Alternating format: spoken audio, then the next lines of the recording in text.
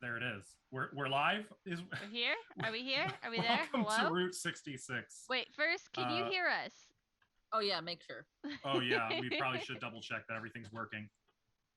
I mean, our captions are picking up. You can hear. Yep, all good. Okay. Sort of. Okay. And we're all in the right spot. We are? Good. Yeah. Cameras are reacting. Good. Okay. So welcome to Route 66, everyone, where we never have tech problems and we're always starting right on time. Yeah. Tonight, we will be playing Pathfinder 1st Edition. And specifically, the adventure path Shattered Star, which is a collection of 6 linked adventures that take characters from levels 1 to 17 or so.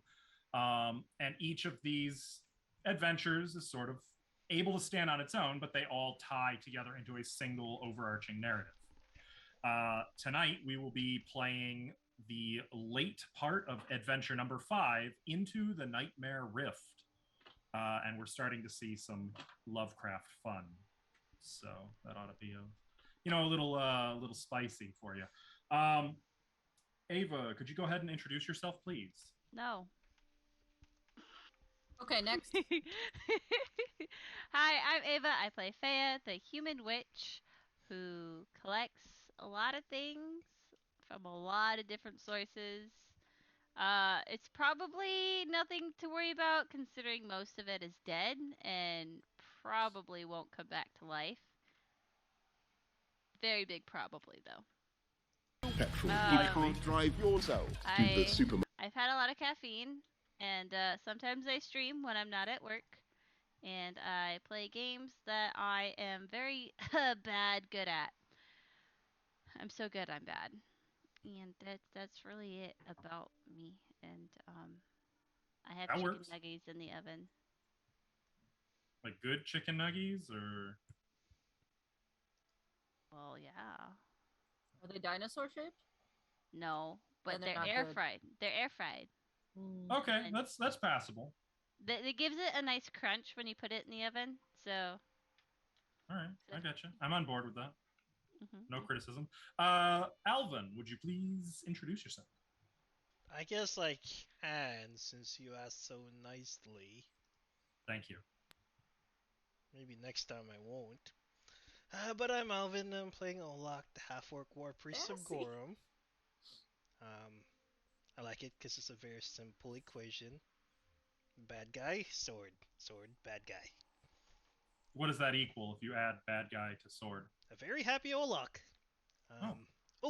Also, to all the Canadian people out there watching, if there's any, hope you guys are enjoying Happy Thanksgiving. Oh, eat your foods. I like to think it's a better Thanksgiving than the U.S. one, because it's not in the cold weather. Usually. What's wrong with the cold weather?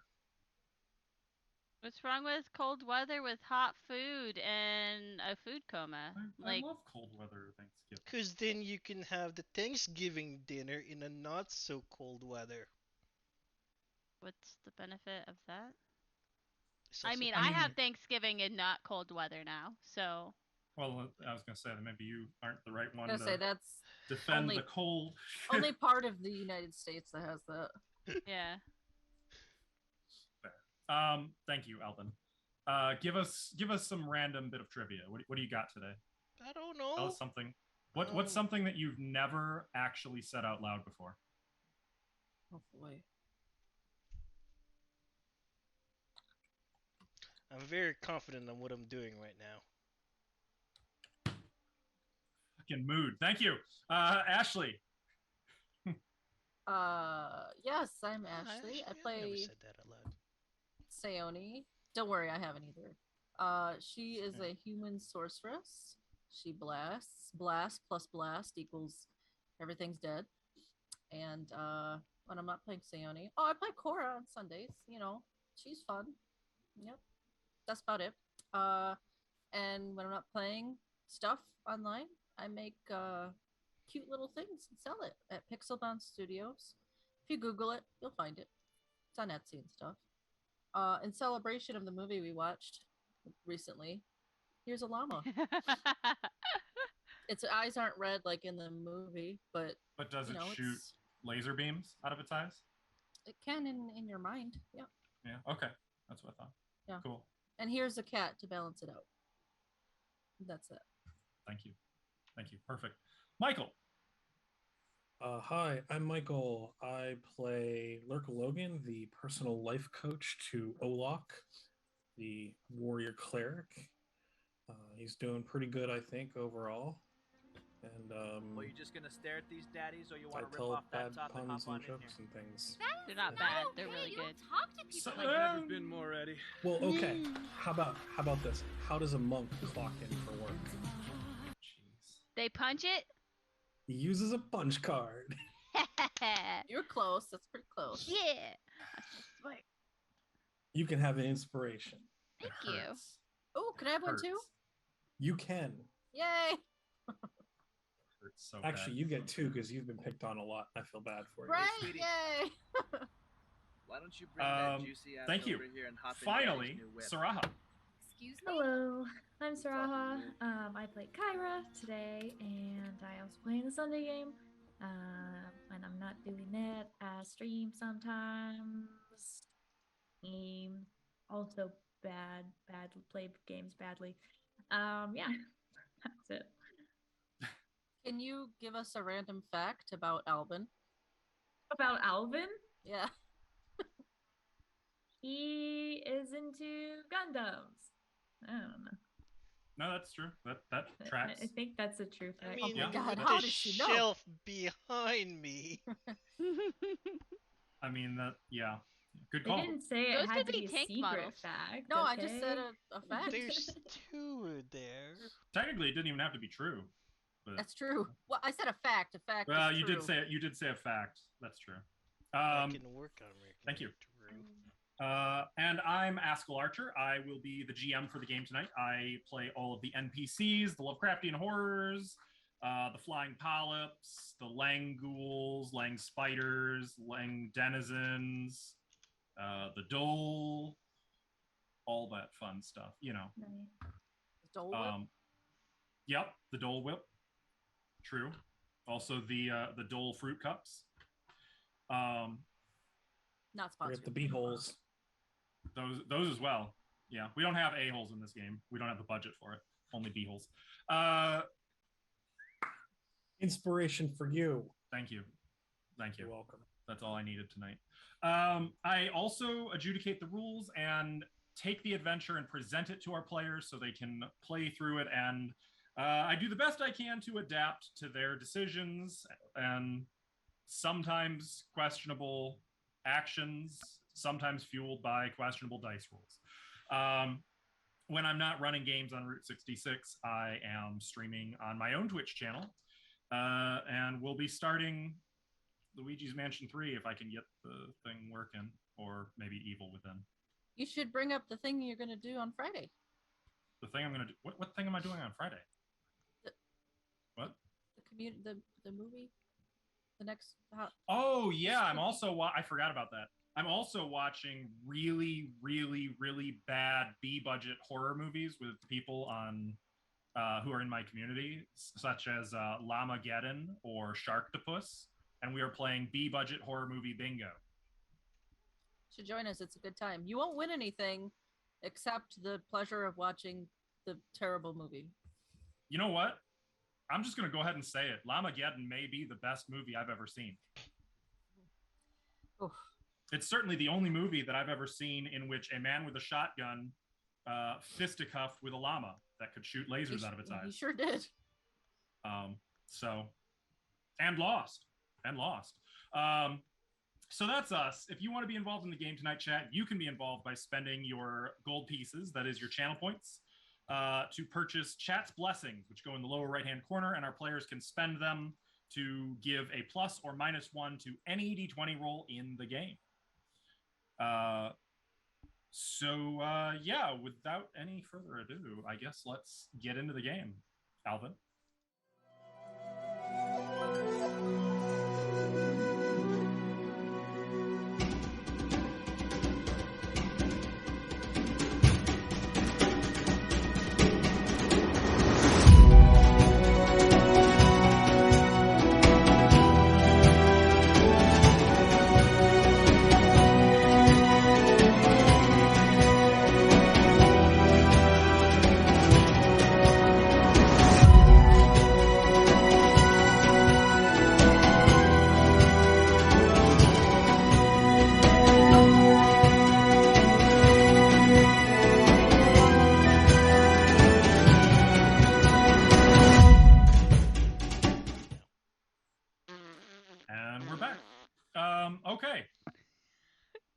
Master Storyteller, would you kindly recap us on what's going on in this game?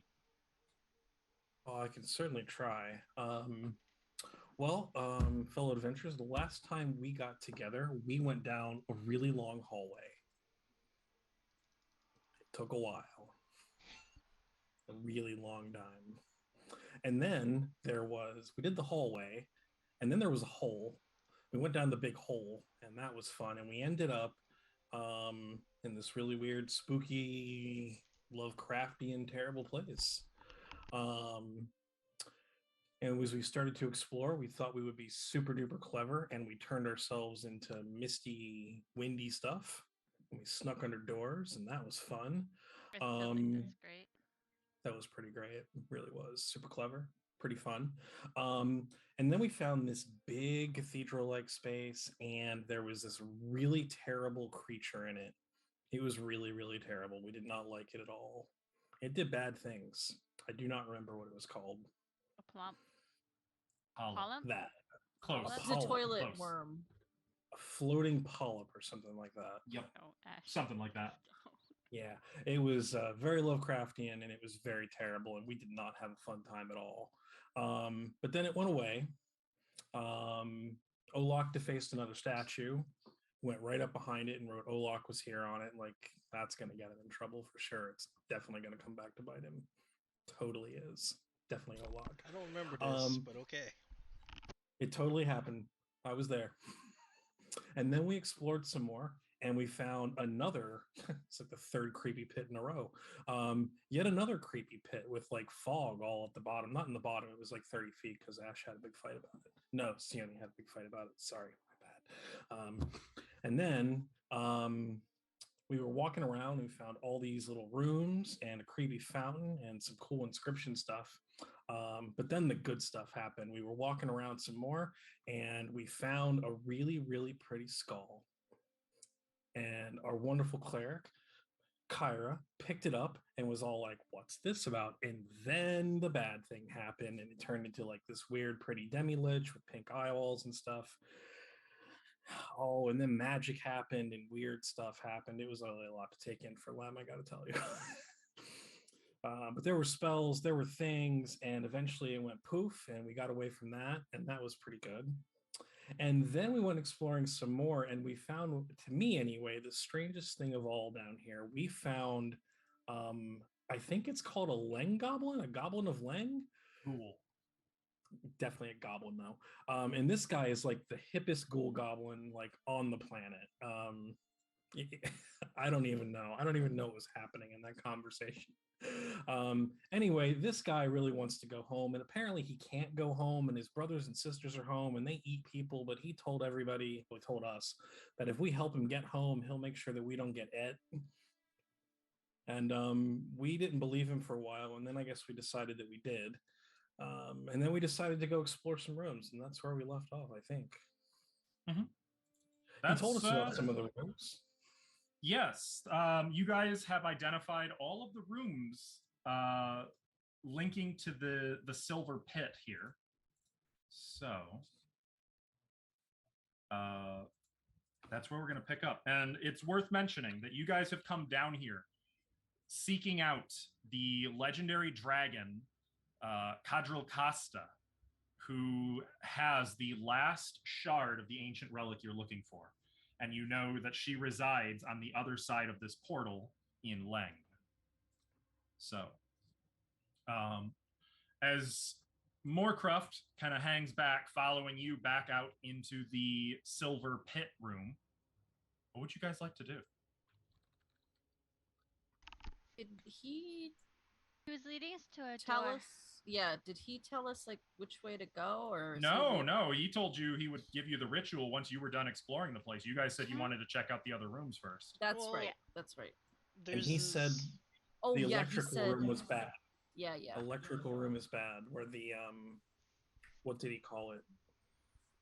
We know the name of that thing. He didn't say it was bad. He said there was some shit in there we don't want anything to do with. No, there were two rooms. There's the electrical room, like where there's the Abyssium reactor. The reactor, that. And then there's another room with faceless like a demon and a diva or something like Yeah, that. a demon and an angel. Yeah, and he said that bad things happen in there too. Mhm. And not to go in there. I think he was pretty. Oh no, he didn't say don't go. He just said he's not going. He doesn't want to deal with it. Just these 3 rooms left, right? 4? Which 4? No, 3. You're right. It's 3. The 3 on the right. You guys have been in all 3 on the left. Is this one the reactor? The reactor, yes, that is the Abyssium core, according to the door. Okay. And he said the one opposite him is where the diva and the. So we'll check out this room first. Okay. And then we'll decide if we want to fuck with other things. Well, that chamber is labeled as the. Oops, I skipped it. As the Whisperstone Sanctum.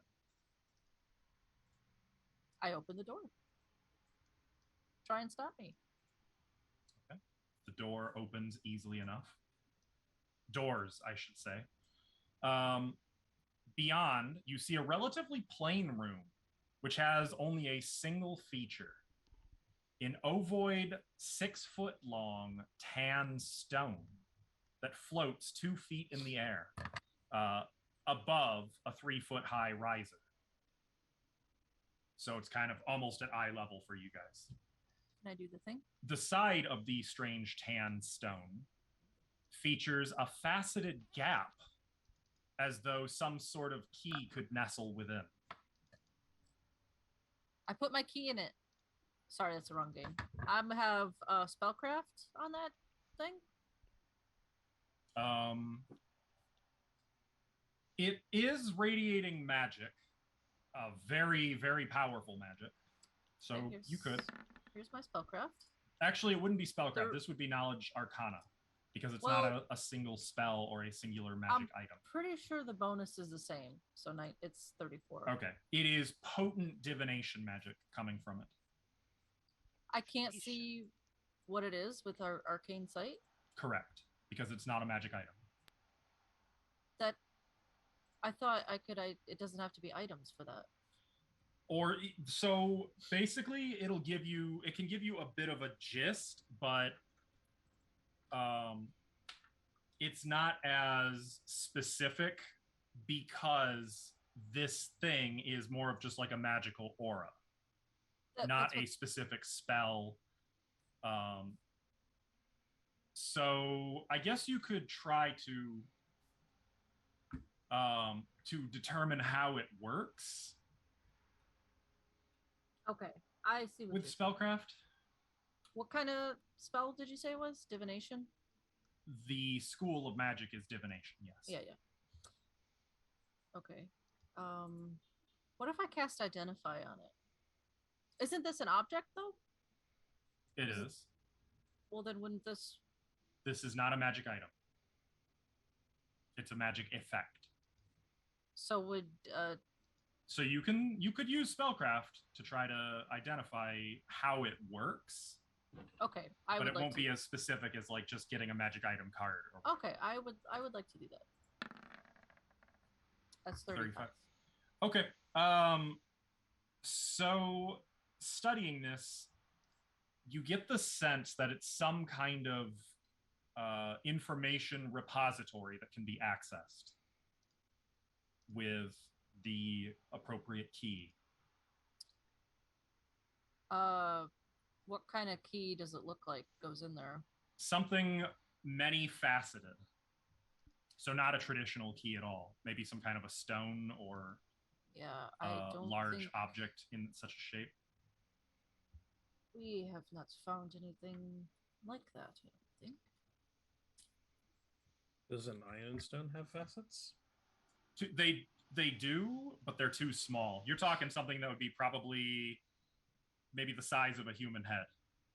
Oh God, that's huge. We know where a gem like that is. Oh wait, wasn't that gem? Oh, it's in your hole. Does this gem in my hole look like it'll fit? Are you gonna take that out? I'll reach in my hole and pull out that gem. Okay. You pull out a large, multifaceted sapphire about the size of a human head. It probably takes 2 hands really to hold it. Do you want to try to fit that in? It looks like it would go in there. It I don't looks want to like it lose my could. beautiful. Okay, I'll give it a shot. Fits So perfectly. which side is that on? Is it like this side? No, it's on the front. Oh, it's front. Okay. Mhm. Oh. Now how do I access it? I'll touch it. So what you would have to do is focus your thoughts on a particular topic. Okay. Let's try that dragon. Cadril Costa. I'll try that. Just to see what happens. You hear whispers speaking in your mind. Hundreds of them, and for a moment it's a little overwhelming. And it tells you, once you kind of are able to concentrate and focus in on just the words that they're saying, not all at the same time, like just, so it's like listening to 100 voices whispering slightly off from each other. You pick out that they are telling you basically how to use this. Oh, focus. Okay. It's saying like, focus upon your topic. The Whisper Stone tells all. So when I focus on Cadril Costa, it doesn't give me anything? No, that is what it gives you when you focus on Cadril Costa. Okay, gotcha.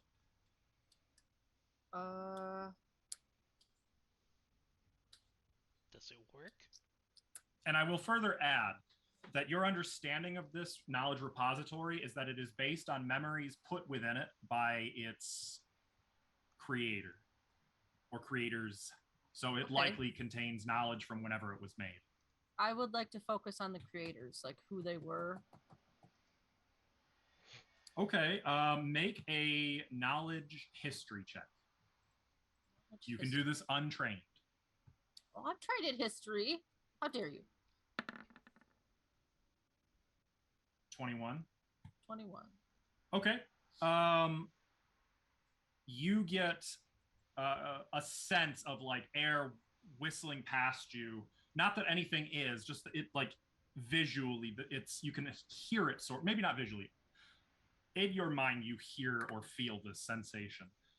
And then a single voice. The voice of a woman.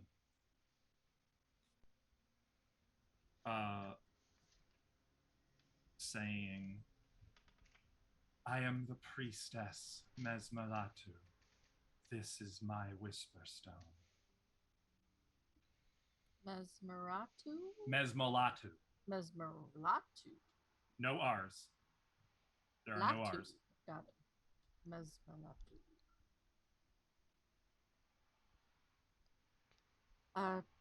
This is the priestess Mesmalatu's Whisper Stone. Has her memories in it. The memory continues, or rather, the information continues. And I'm not gonna spell it all out because it would take a long time. What are her hobbies? In the form of 100 different memories, you see that she was a priestess to the crawling chaos, and that she was appointed here by Rune Lord Karzug as a monitor for the embassy. You get different memories of him visiting here and of him passing into and out of the silver portal below. You see denizens of Leng coming with him and leaving, coming in here and working on this. All of them, Karzug, Mesmalatu, and the denizens of Leg, contributing memories to the Whisper Stone. You see Mesmalatu dead, skeletal, still wearing the same robes, continuing to come here and put memories into it. You see Mesmalatu torturing Leng ghouls and Leng denizens, taking information from them. And then eventually even her body stops coming. Just Mesmalatu's gem-studded head comes in here. And then even that. The last memory of that is it coming in here and taking the blue gem out. So, I guess this is the person we killed. The lich we killed? The skull. Oh. This was her place. Do you think it's A phylactery? No. I thought I think Demi it's Lynches just a don't magical have device to phylacteries. store information and memories. There's Karzug's memories in here as well. Tim, I would like to study this for as long as they let me. Okay. I mean, it's just you give me a topic, and then I will tell you what to roll. Oh, I want to make one. So, like, information on how to create one of these? Yes. Make a knowledge arcana check. Oh, I think that's something I don't have. Oh, no. Untrained, you can still beat 10 with that. Oh, I'm good. I was going to say, I'm pretty sure you have arcana. Yeah, I would have been surprised. 36. You receive memories of Thessalonian rituals requiring a group of 7 wizards and a group of 7 denizens of Leng who are sacrificed, and their blood is used in a several weeks long ritual to create a Whisper Stone. Okay, so the details of the ritual are imparted upon you, but it would require 7 Thessalonian specialist wizards to perform, in addition to 7 denizens of Leng who are willing sacrifices. We got this. Well, this just made it very complicated. Does anybody have any questions? You just need to touch it and think about what you want to ask. Do we have to do it out loud? No. I'd like to do one. Just be ready for the whispers. Okay. Sayoni will step back. I will put my hand on it. Okay. And I will concentrate and I will ask, what happened to my brother? You start receiving the whispered instructions on how to use the Whisper Stone.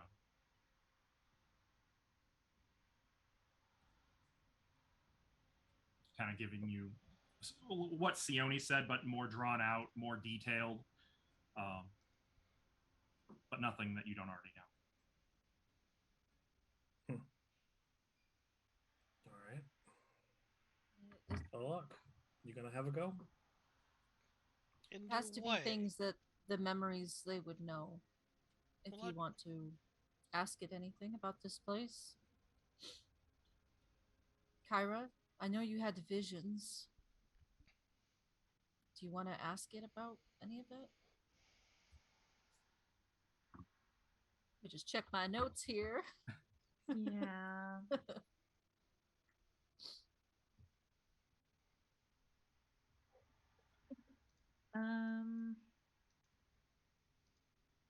Gosh, I don't know.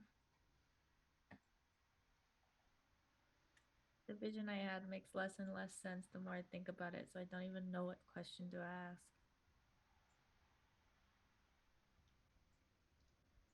Can you just, does it have to be a question? Can I just think something and see what it is? Oh, I don't know, honestly. Oh, I've got one. Can you use it twice? You can use it as many times as you want, as far as I can tell.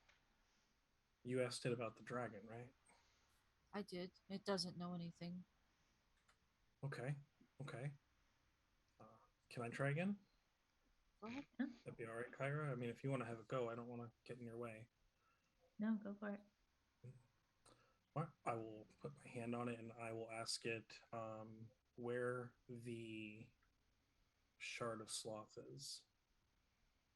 Make a knowledge arcana check.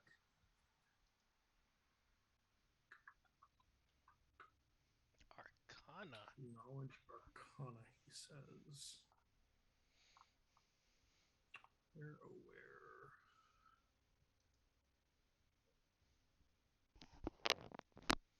That's terrible. 18. Do you wish to use any chat's blessings? I will tell you that the DC is 20. No, I think we have some if you want to. No, we'll save them.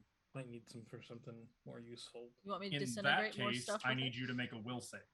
Oh shit! In that case, get as fucked, you are little man. suddenly overwhelmed, bombarded by information coming at you all at once. Too many whispers, too many memories. Oh, shit. Okay, you are able to recover, to pull away before there's information overload, but like your head is, you've got a pretty rotten headache from that. You get the sense that it takes really collected thoughts to get that. It was answering you. It's just the answers came so fast and so furiously that like you couldn't pick out what it was trying to tell you. I'm going to spend a charge for my Wand of Cure Light Wounds to heal myself with the headache. Okay. Oh. I will ask it another question. Did Karzuk have any fallback plan for if he were to perish? That's not your property. I can turn that off. Make a knowledge. No, that's our history property. check. Is it? Yeah. How did you just get a little paranoid about stuff. 25. 25? Yeah. Not it like gives you... like not what he did already, not with the rune well, but like going, you know what I mean? Mm-hmm. It gives you memories. It relays the instructions to you, but it puts emphasis on stating a topic. Basically, it's saying you're being too specific. You're asking for too specific. Oh, I'm being too specific. Okay. Yep. Gotcha. It's like a library. You can't be that specific. I mean, you could try, like with some things you could get away with. Like he mentioned the Shard of Sloth. That's hella specific, but it seemed to have an answer. It just, you know. Can I ask it how it can go into the hole? Yeah, that's a good idea. Olak, you should do it. Grand total of 10. I don't know how that works. You just touch it and think about your question. It's like praying, but without hacking anything apart. Well, I'm not good at that. Who does that? Do you want me to do it? Olak, it can probably teach you how to Faith. to hack what? Different monsters better. I'm really good at that. I said better. I'm Nearly very good at that. But I'm gonna I'll try it. the. If Olak doesn't step forward, I'm gonna try asking it about this hole. In the ritual to get down there, we maybe found out if the goblin thing is telling the truth. It's a ghoul, and he's right there. Oh no, he stayed over there. Oh, no, dragon! he didn't.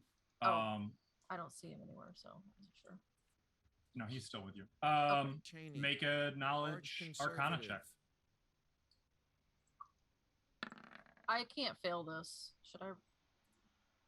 It doesn't hurt. If it's DC 20. Yeah, it is DC 20. All of these are DC 20. Okay. You receive the knowledge. You learn that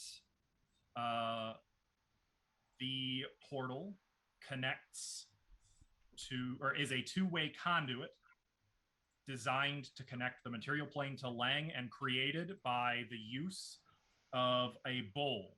And the memory of the bowl, or dole, as it's actually, I had to look it up. It's pronounced, actually, even BH, which is how it's spelled, it is still pronounced dole. Wow. Interesting.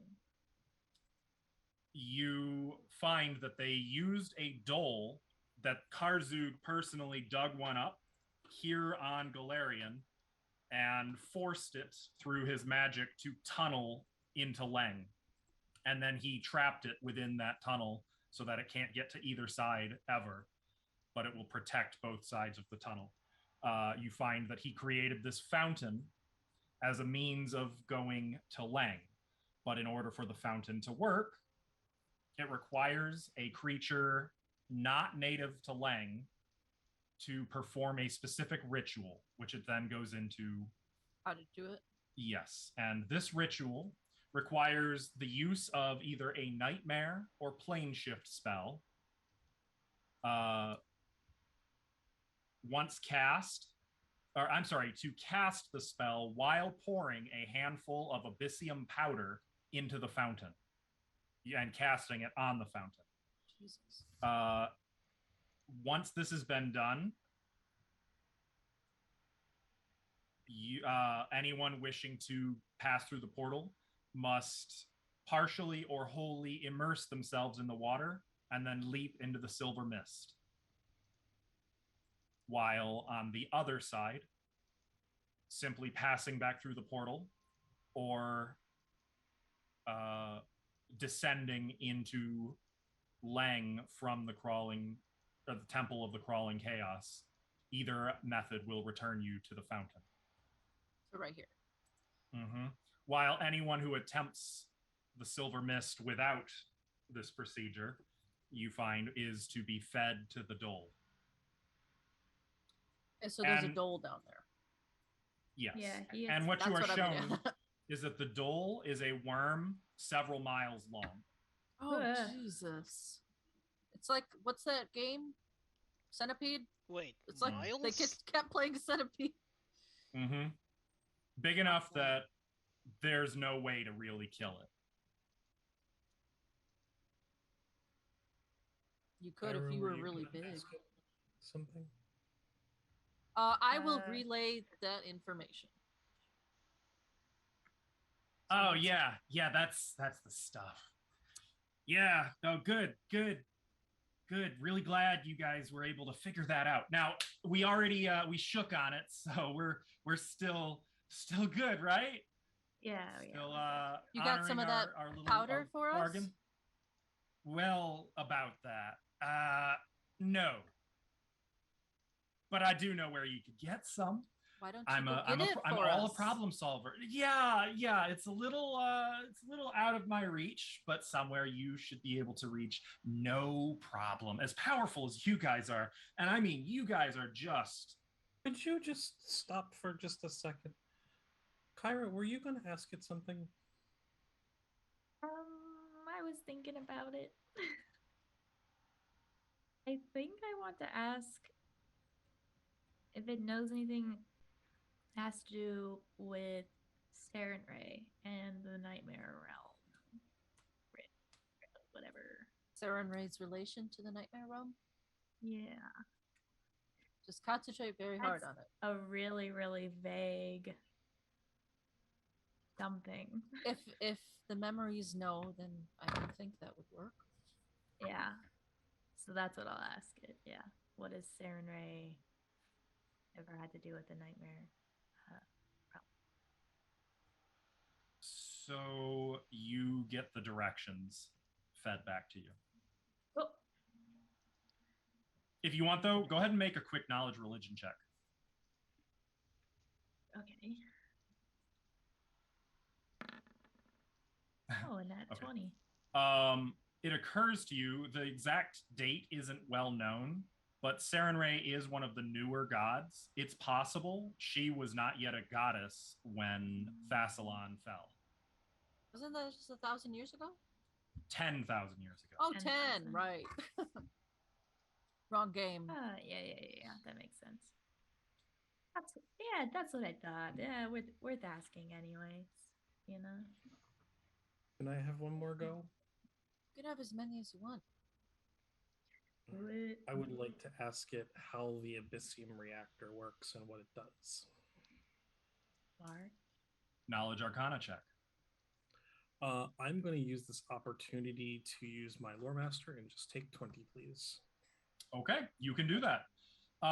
In that case, you are able to concentrate on the many thousands of voices speaking to you in the memories. So you find that, number one, Abyssium is a form of sky metal that looks more like a crystalline material, and the radioactive energies that it emits are much more potent. These energies provide arcane and electrical power. And what the Abyssium generator does is it takes that radioactivity from Abyssium and channels it into tremendous electrical and arcane power to provide energy to all of the magical defenses of the Embassy of Lang, including tongues, including mage's sanctum, etc.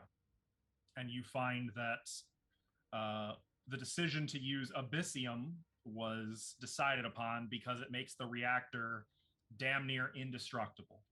In mechanics terms, you know that the reactor would have a hardness of 10, not a problem, 3,600 hit points, and it regenerates 40 hit points per hour. And in order to break it, would be a DC 65 strength check, -1 per 100 points of damage. But Can because it be damaged by magical means? Not very many. It would, so all energy damage, fire, acid, cold would all be halved against it, and hardness would still apply. Whereas electricity, it would just absorb. It is completely immune to sonic, which would make something like shatter useless against it.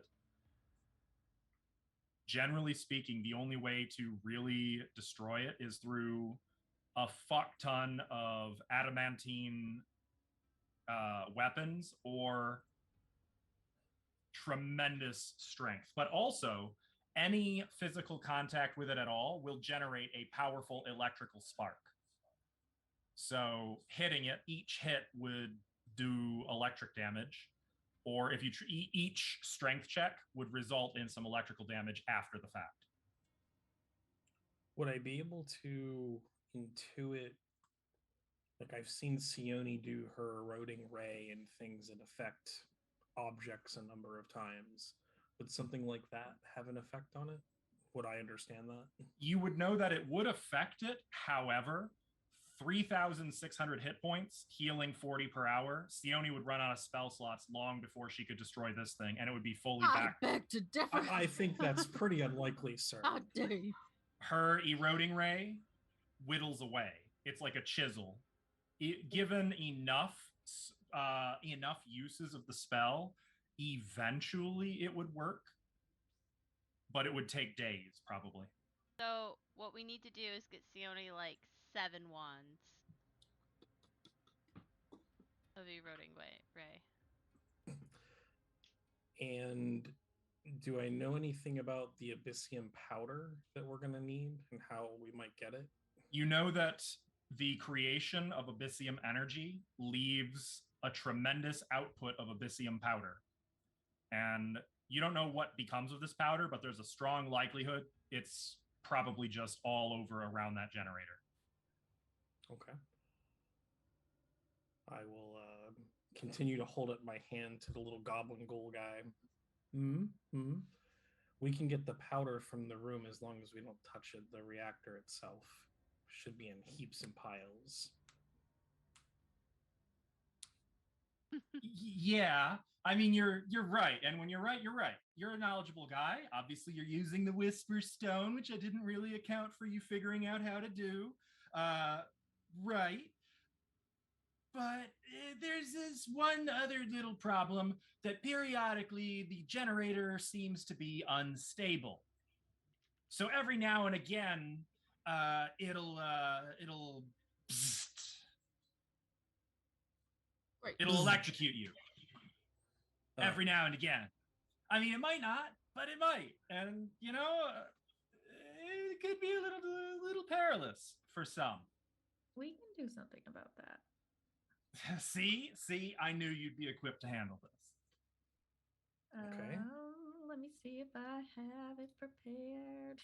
or could we just use like one of those creepy invisible hands that I've seen Sione use just to grab some? Is that a thing we could do? Oh, I can get I get servant. Yeah. Why don't you just go tell it to grab a bucket full? Servant, and we'll tell it to I'll give it a couple glass vials and tell it to fill it up. A little more detail about the Abyssium Powder for Lem. I forgot. There is an item card for it. Abyssium Powder on its own is actually a very valuable ingestible poison. Not the kind that can be applied to weapons. It has to be ingested, but it will cause some nasty constitution damage and nausea. And also, it is, on the black market, very valuable. Okay. We'll not pass any of that along. No!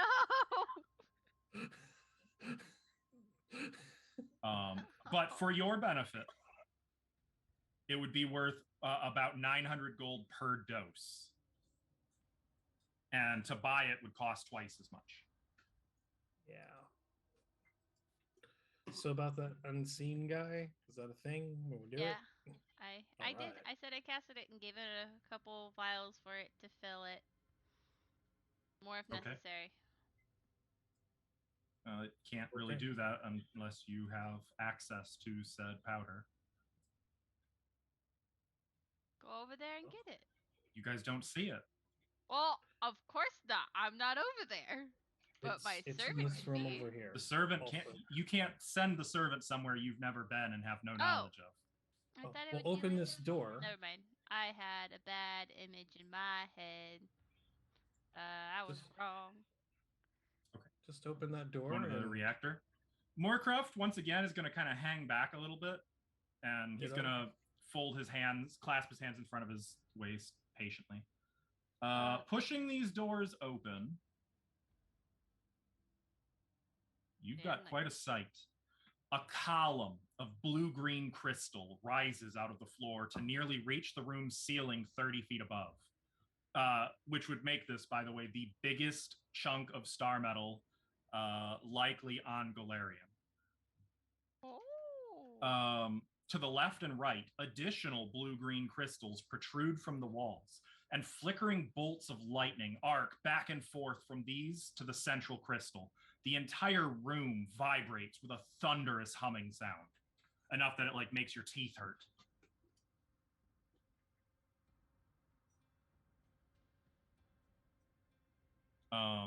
In fact, all of you need to make a fortitude save. God damn it. Including Moorcroft. Oh, shit. Even down here around the corner? Where are you? I'm here. Yep. Okay. Why didn't you warn us about this, Moorcroft? I'm not good don't at worry. fortitude Moorcroft's saves. paying for it right now. Oh, I got a 16. Moorcroft succeeds. Kyra succeeds. Olak succeeds. Sione succeeds. Lem succeeds. Oh. Also, Dodgy and Dragon need to. I forgot about. I forgot, and I hoped you forgot.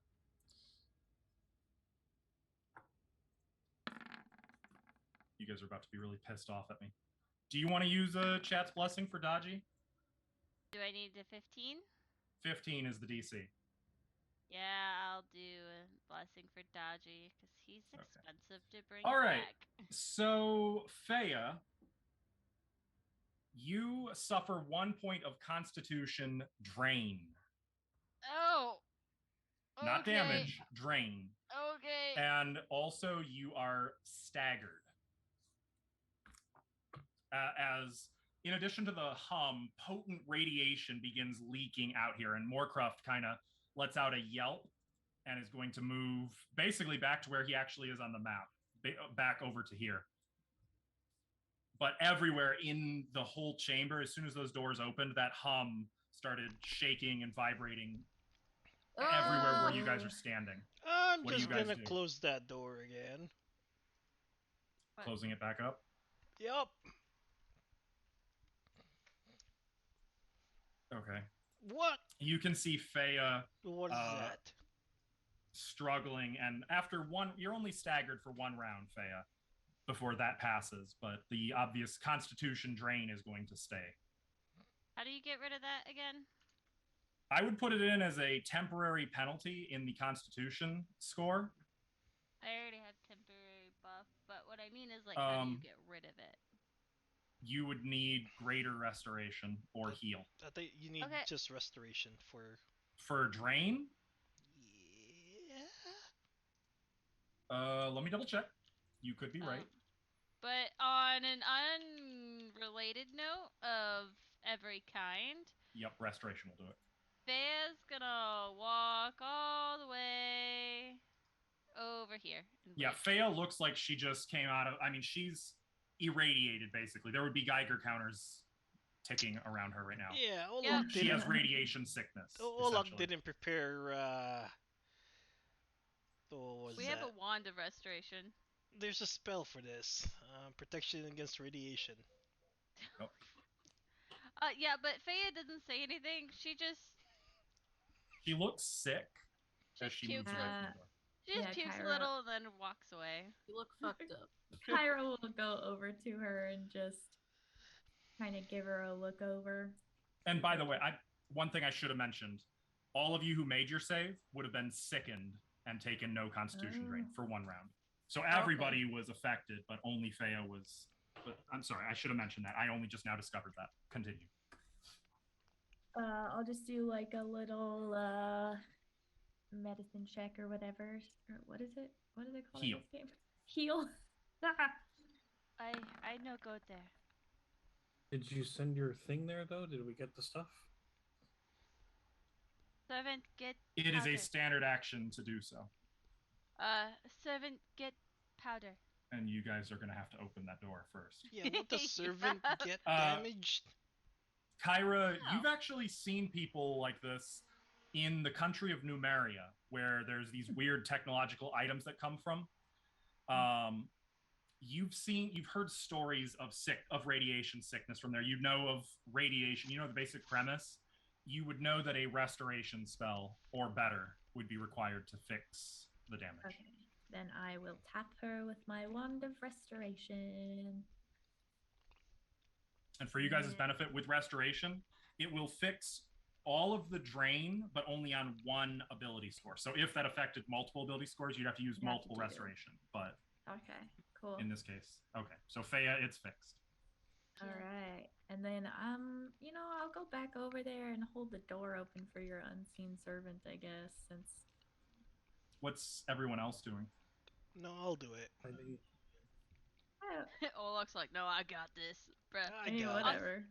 Oh, also on an unrelated note, Fea's gonna back up even further. With Dodgy. Unrelated. Yeah, okay. Back up. Don't up, you have back to up. be We'll in open the range? door. Don't you have to be in range for your unseen servant? Nope. Really? What do you think I think range it takes is? 100 feet. Oh. I think. Fine, Kara, you're gonna stay here? I can double check. I'll be in here with them. Alright, well. A speed is 15 feet. Only one person needs to open the door. You're fine then. Well, hold on. You want to open the door? You open the door then, man. You know. I think I can open the door. I'm gonna go in here. Hold on. Let me see the range on this. 25 feet plus 5 Okay, so it has to stay within your range, I believe. Okay. 25 plus 5 feet per 2 levels. So how far away can I be? What level are you? 14. 14. So 7 times 5 is 35. The same 55, as 60 feet. The same as my open close, Oh, which I could cast on the So door. you have to be. I mean, you can come in the room over by me. Okay. I have an even better idea. What if I blow it up? No, absolutely fucking not. What if I wait 10 minutes and then I turn to a cloud? Would that work? Because you won't be able to carry anything out. You would know that you guys are still affected, same as always, as in that cloud form. That doesn't do anything for your damage. Then I will happily walk over to Kyra. Well, not really happily. Very upset, actually. It's not a spell effect, right? Stilly? It is not a spell effect. It's just... It's radiation. I don't have also anything to protect from that. Behind there. Yeah, there you go. Not unless you got a block of lead. Yeah, lead would work if you had it to encase your body. Alright, well, I am far away enough. No, I was seeing if like resilient sphere would work, but I don't think it would. Okay, so Kyra, you're opening the door. I thought Alec was. Sione was gonna do her little hand open Oh. close thing. Am I? I need to Are get you? closer. If so. You'd have to be within 60 feet. Okay, I'll go over here. Yeah, do it. I can float over this, right? Yeah. Okay, that's no problem. So I need to be like 65 feet. Is that what we? No, 60. 60? Oh, wow, I'm good. So that's 6. Is that right? 60? Yeah. How about I go one back?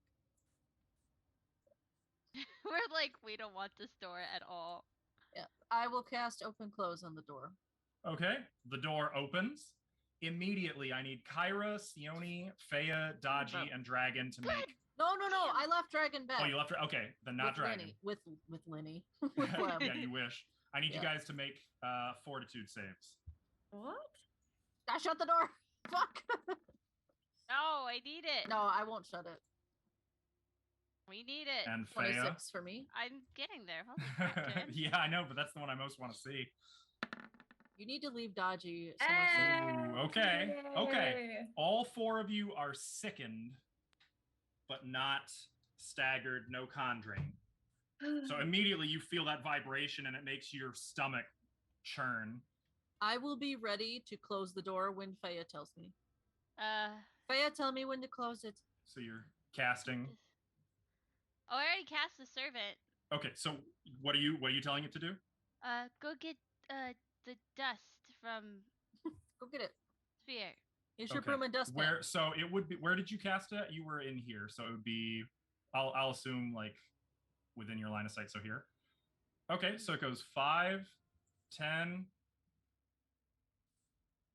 15 feet. There's one round. I need everybody to make a fortitude save. Fuck. I need to get the fuck out of range here. This is. We need you to shut the door. I will. Just call me back over when it's time. Dodgy. I'm gonna move right here. Yes, Kibu, I know you're annoyed with me. Ah! All right. Oh. You know the drill, Fea. Oh. Here comes.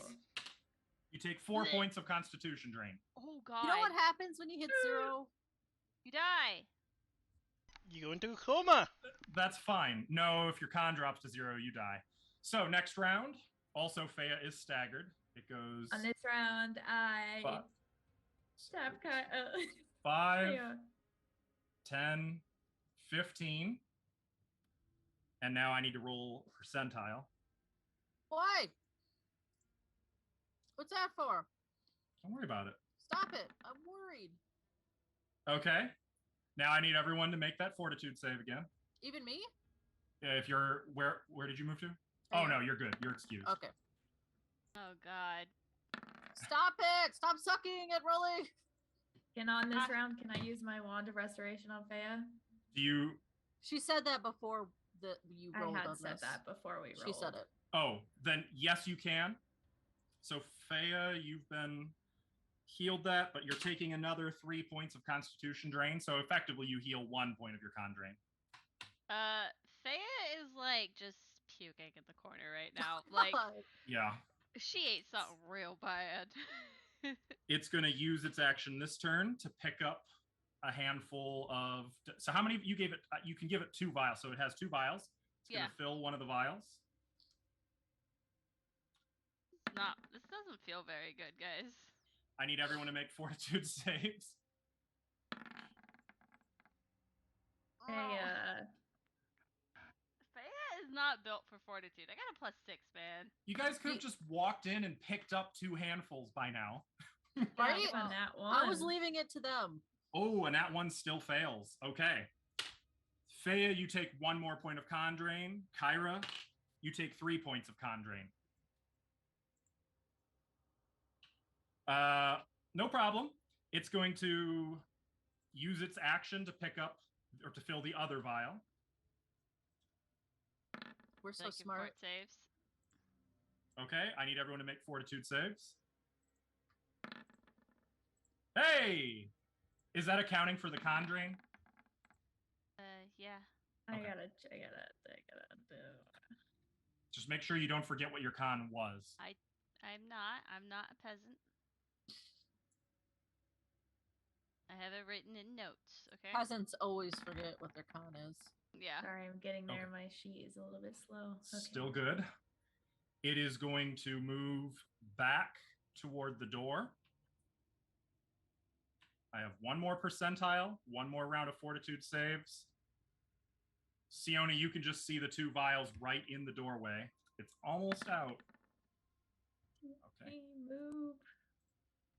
You guys are so lucky it didn't get struck by that lightning, because that would have just destroyed it right there. One more round of fort saves, and then Sione, you can close I the door. ready my action to move up and close the door? Yes. I've got my D4 here. I'm ready. All right. Oof. It floats out. I go. Sione. Yep. Okay, I'm gonna Sione. move. We're good. I'll move up here, and I'll cast open, close, and close the door again. And I do need you, Sione, to make one fortitude save for me. No! Isn't radiation fun? 17. Okay, Yeah, you're good. Super fun. By the way, since you guys were sickened, let me make sure. Yeah, it's probably That would have been foaming. -2 on all your saving throws. Kyra, can I get... So Faya, I not that it matters, but wand. you're actually 3 points lower on your con. I tap you with the wand, then I tap myself with the wand. I still made all my saves. Yep. I think. Oh, and Dodgy. Dodgy also would have 1 point of con drain. I will hold Dodgy up to Kyra. Because I am not messing with that character sheet. So Thank that's you. you've got 2 doses of Abyssium Powder. Yeah, I'm gonna put one. How many do we need? I'm gonna put one in my pocket. Wait, do you need one per person? I look at the ghoul. He's like, How many do we need? How much? oh, just a handful. For all of us? Yeah, as long as including you're just you? prepping the fountain. Yeah. You throw it in and cast your spell. We all take a little dip in the fountain, and then we jump through the portal, and we're all good. As long as the fountain's, still specially treated. So you guys, you can cast Nightmare, right? Or Plane Shift. Plane shift. Kyra yeah. we have plane shift, Kyra, right? I actually do have it prepared, yeah. I've had it prepared this whole I believe time I have we've been down here. I have a scroll of plane shift if we... Oh yeah, I think so. Any magic items would work if any of them cast either Nightmare or... Does somebody have a magic item with Nightmare? Faya? Yep. I'm looking at Faya. Yeah, I thought we I had know something. you guys picked it up last week. I thought we had something with Nightmare. I think Lemon. Yeah, it's Oh, that is it in creepy my hole? mask thing. It's the the creepy mask thing. mask. No, The Faya has that. mask. She wanted that. No, I think it was the rod, wasn't it? Are you sure? No. I Faya? thought we had a spooky mask in the rod. Oh, I do have the rod and the mask, actually. Yeah, I think the rod is what casts Nightmare, though. I thought you wanted to keep one of those, but it's not. Oh. I forgot what they did, to be honest. Alvin, make sure you close that on the observer I window. take the sapphire back out before we go anywhere. If we're done with it.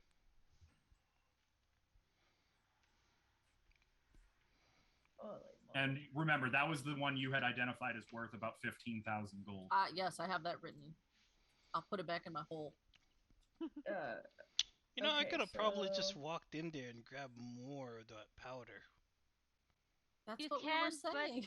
but I want to be over there. We have enough. If you want to grab more? No. I don't really need it. Faya will nod her head. Kyra? She doesn't know what it's capable of. Well, are we done here?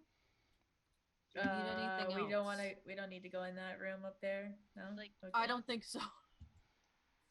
Can we at least peek in there? No. Do we? Yes. Faya will walk 60 feet away. Well, from the everybody door. else got to open one door. Olak didn't. Okay. Olak's got a open. good point. You can open that. Olak's gonna peek in there. We're Okay. behind you, buddy. Literally, Wait, we're gonna is that be the right behind you. Pulling the door open. What room number is that? That's the binding chamber. You see a set of 3 statues, all of them depicting a woman with no mouth. Each of them stands in a different alcove in the room. The central statue is twice as large, while the ones to the left and right hold out coppery platters on which sit golden braziers which emit dark gray smoke. A 10-foot diameter blue-green metal grill is set into the floor in the center of the room. Really quick, let me just add that there.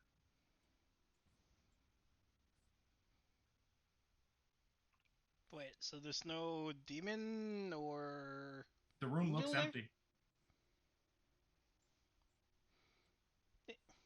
Well, Olak? Hey, ghoul guy, you said there's supposed to be a demon or angel in here. Yeah. Well, not physically, not their corporeal forms. You've got to take a step in. You'll see what I mean.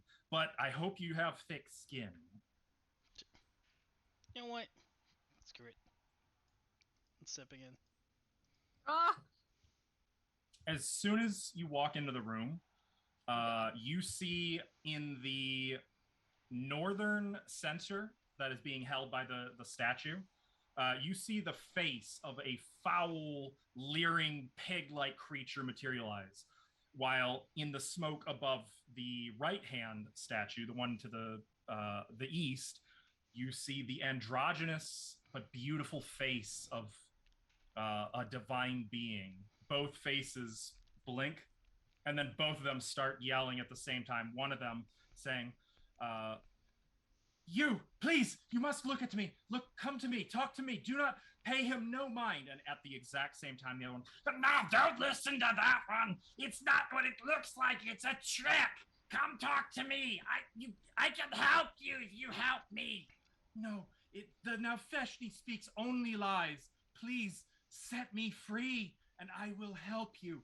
Don't let the demon win. It's a lie. Our minds were switched. Pay it no mind. Free me. Destroy it. Send it back to the abyss where it belongs. And they continue as such. What do you do, Olak? I'm just gonna walk out. This is for Olak to decide. And you can hear both faces. And all of you, well, maybe not all of you. Kyra, you can hear all of this.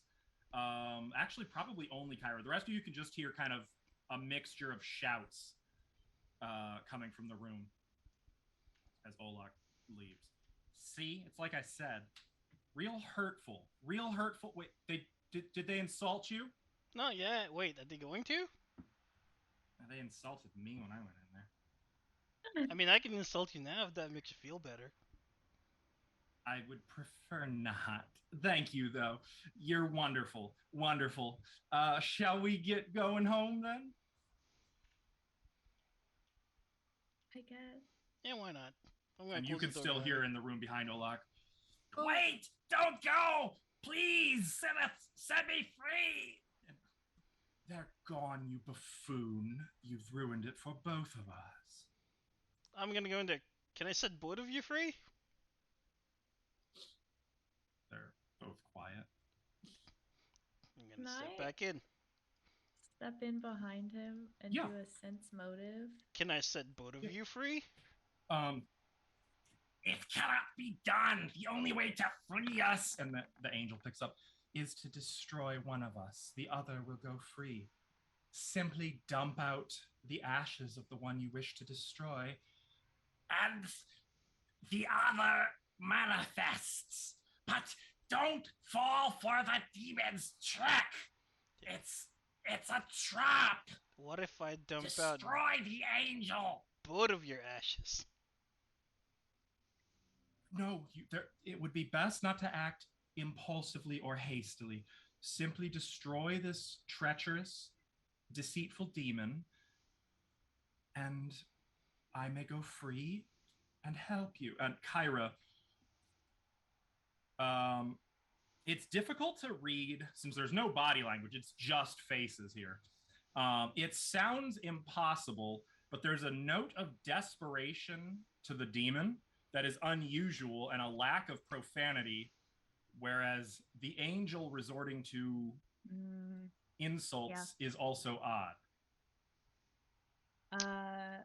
Olak, if you want to set one of them free, you should you should destroy. I'm gonna whisper this to him so that they can't hear. Okay. You should destroy the ashes of the one that looks like an angel, not the one that looks like a demon. Why? Fuck me.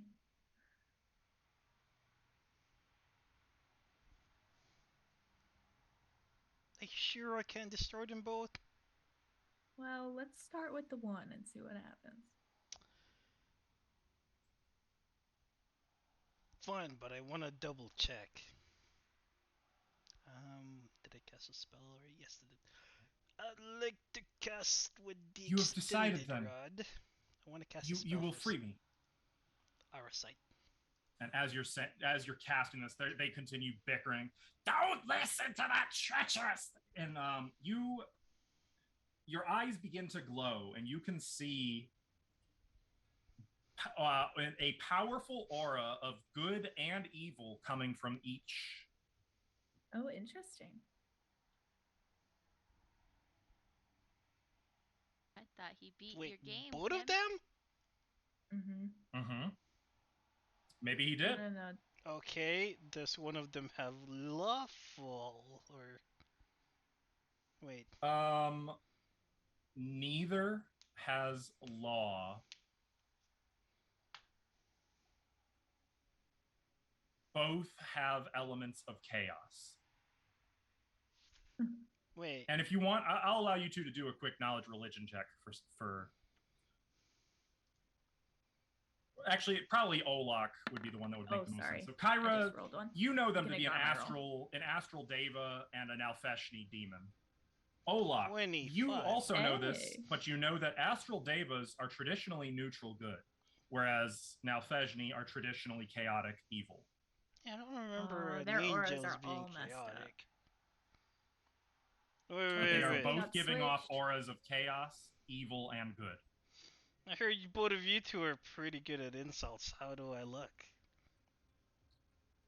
Insults? I don't want to insult anyone. I want to be free. Set me free, please. Do this act of benevolence.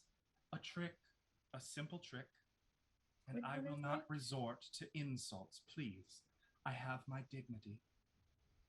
Ugh, they're both so pious. One of them is probably acting pious. Our minds have not been switched. I assure you, everything is exactly as it appears. Yeah. I am an astral deva. My name is Berovexis. This, you can't see a hand. This is the Nalfeshni Aventhiel, and our minds were not switched. They were switched by that foul witch, the priestess, that godless lich. Well, which one's the deva? Oh. Yeah, which statue's which? So the astral deva's face appears to the right or the east. The Nalfeshni face is in the north. So you have to, if you want to set the actual deva free, because they were switched, you want to destroy. Well, I don't know. I'm confused now. Okay, wait. I'm gonna go just lean out here. It is simple. Take the ashes of that foul demon and cast them on the floor. Don't do it!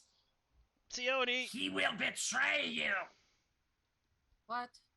Do you know a way to bind a demon or a devil? I'll come over here. I'll cast True Sight.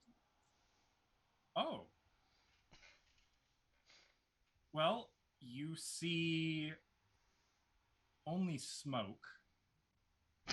Magical auras coming from both sensors. Tell me more. That's it. I still have arcane sight. Okay. Taking 10 with spellcraft because this is fairly simple. Their bound bodies are likely elsewhere. These sensors provide a conduit to communicate with the bound creatures. So they're not even really here. They're somewhere. Just not here. So fucking around with the stuff won't really do anything. Well, no, it very much what you do get. You can confirm that casting the ashes on the floor will destroy the life force of the one bound to it. How does that work? What kind of magic is that? Really ugly conjuration magic from Thessalonian times. I see. The best kind. So they don't look like either. No, because you're not seeing the real them. Their alignment shows through for Olak's aura sight because, you know. What was your question, Olak? You got a way to bind a demon. No. Kyra can banish. Oh. You mean like planar binding? No. Oh, well. Oh, it's just gonna go straight up, I guess, to the diva thing and tip it. Well, no, no, don't. Do it. I like that Kyra's not doing it. She's like, yeah, do it. Do it. The face of the Deva. You must not. No. Do you want to work with a demon? Where are your true bodies at? Ugh. Oh, so Olak, before I answer that, did you stop? Well, yeah, I'm just holding, you know. Well, go on. I know not. Our bodies are bound within magical circles. Where? Called here by agents of Thassalon. Where? I don't know. Wouldn't it be better to find that and free you that way? It won't work. We're bound to these. You can dispel the magic. The magic is here. How? I suppose it would be possible with a mage's disjunction spell, or perhaps an anti-magic field in this chamber to free both of us. But barring that, I think it would be best, most efficient indeed, to simply set me free and or we destroy could just that demon once and for dispel all. the magic and let you two figure it out yourselves and fight amongst yourselves. I kind of want to see so that. easy. I don't believe such a thing possible. Not with mere mortal dispel magic spells. Would how high level is it? Take it Overwhelming. over, Olak. Overwhelming? So what kind of DC would that be? In the high 30s. Get over, Olak. Yeah, I'm just gonna tip it. Have to roll. Sion is getting into the boring stuff. Oh, Did we you don't tip it? Theoni's like, I think I can if I do. And I guess Olak's dumping it. I just hear Oh, Olak you're doing it, Olak? Yeah. he did. All right. Olak's No! just like boring. And you hear a terrible, terrible, soul-piercing Olak? scream of the astral Deva. Good job, Olak. And a moment later, an Alfeshni demon materializes in the middle of the room. Hello. Oh, sweet Jesus. Looks down at you. You are wise and trustworthy. I apologize for my stomach-churning appearance. But I am Evanthiel. The form you destroyed was mine, but my mind is my own. So you said that Wait, so you're Mezlatu did this to you? Yes, the lich, priestess, though she prayed to no god. Is there no way to get you out of this body? There is, when I return to Celestia. I'll look at Cairo. Wait! I have the power to return once I leave this wretched place in its sanctum. I can plane shift myself, but I would help you first. Well, you might not want to when you learn where we're going. It does not matter where you're going. This body is not my own. Oh, fair enough. But it is powerful. And these unholy powers. No, not even for you. But the strength and spells at least are at your disposal. Well, we're going to be going to Lang. So... Oh, fuck that. Fuck that, I'm out! I'm out! Wow, even they don't want to go there. What's this aura like now, still? Is it still... It's evenly split between chaotic evil and good. What did you say your name was? I am a Vanthia.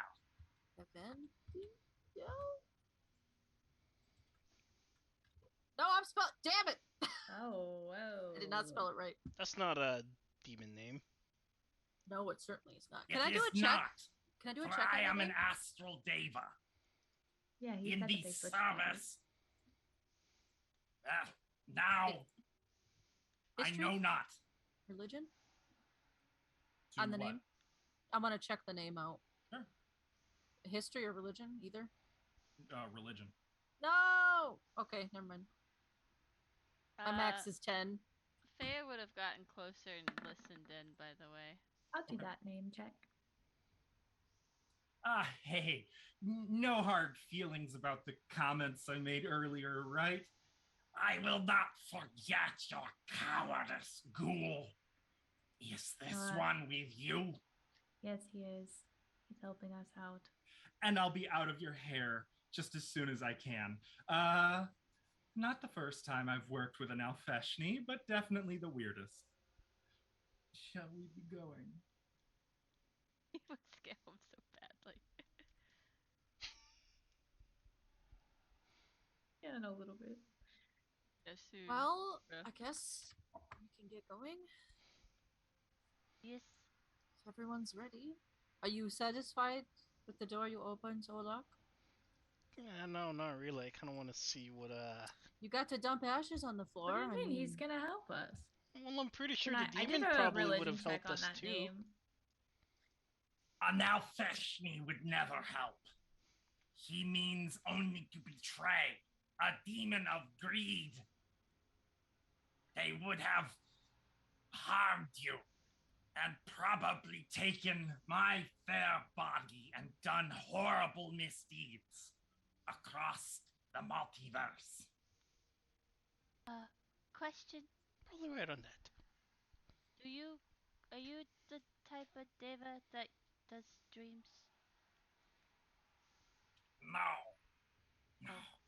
I am not in the service of Desna. I serve Lysala. But she is gone. Even now, I sense her absence. What does that sound familiar? We just... Oh, she's the faceless angel. She's the... Goddess of runes. Yeah. And fate and... where'd she lawful go? evil. Yes, she was. Where'd she go? In Thessalonian times, she was the closest thing to a benevolent deity that they had. Okay. I mean, that was like Iomade didn't exist back then. Caden Kalian wasn't around, you know. Nope. Where did she go? Who? Your goddess. I know not. I only sense her absence. Thea visibly kind of pouts. After I have repaid my debt, I will return to the Heavenly Mountain and find who I must atone to and purify this accursed flesh with celestial flames. I know somebody who can help you with that. Not maybe later after we're done. Just kind of side You can do a fire purification later. Ira, do you want? Now? Do you? Well, did you get that, Stilly? She got 27 on the religion check. Oh, I missed that. I'm sorry. You can confirm that is definitely an angelic name. No demon would bear a name like that. It's not like an archangel or one of the big names. Basically, the best you can say is it tracks. That sounds like an angel. Okay. You must be pretty wise and knowledgeable. I know many things. Do you know why beholders are polyamorous? What is a beholder? We don't have rights to those creatures in this setting. Well, if you did, they would be polyamorous because they're seeing multiple people. I lack context for that joke. Right, let's go down the creepy hole. Ira, do you want to cast it, the spell? Or would you like me to use a scroll? We can use that rod, no? Let's just use that's rod. right. Is it the rod or the mask? Still, show me the item. Whichever. Go to your. One You of guys those got the two. item cards? Yeah, but I want you to put it in front of me. I don't have it in front of me. Go look at your Put it item in front cards. of Nightmare Rod. Nightmare rod. Holy shit, that's super valuable. Mm-hmm. I'll whip out the rod. And you're just keeping it in your hole? Yeah, I whip it out from my hole. Oh yeah, just don't forget to put it back. Night Gaunt mask is the one that lets you summon Night Gaunts. Okay, so you need to put the stuff in first. Faya. Who has Faya has I, his stuff. I will put the stuff in as instructed. By the way, if you guys were interested in seeing what a charming looker this fellow is. Can we see what the other one looked like too? Cute. Wait, do I need to cast this on somebody? I don't have an artwork of the other one. It would have just been a very standard androgynous angel, long hair, perfect face. Oh. Can't they shapeshift? They can. Hey, why aren't you shapeshifting? Actually, wait a minute. Now, Nalfejnis do not have shape change, no. Oh, I thought he did. Nope. Which one was I thinking about? No, you have to cast the spell while you're pouring the stuff into. I don't know where you're casting the spell directly, but that's. You'd be casting it on the fountain, basically. On the fountain. There you go. Stir it. All right, you're doing this? Mm-hmm. Okay. Wow, and how many games do you actually get to go to Lang? One. You probably just never ever want to go back there, honestly. Pretty much this one. This is pretty much it. Came close in Rune Lords, kinda. They tease it, but they never actually, commit. Watch it gonna be that much worse. I will cast Nightmare after Faya puts the stuff in. Do I have to cast it on somebody or cast it at the fountain? Okay. You need to cast it first, actually. Oh, is it first? As you cast this, and Faya dumps the bottle into the fountain, into the water. You see the water. Actually, let me make sure there's not an official description for this before I start saying shit. Get creative? Yeah, I'm just making sure. Okay, yeah. As you pour it in, the fountain's water turns completely black. That's supposed to happen? Yes. Now, shall we? Do you After mind if you. I okay. He's gonna wait for us on the other side, yes.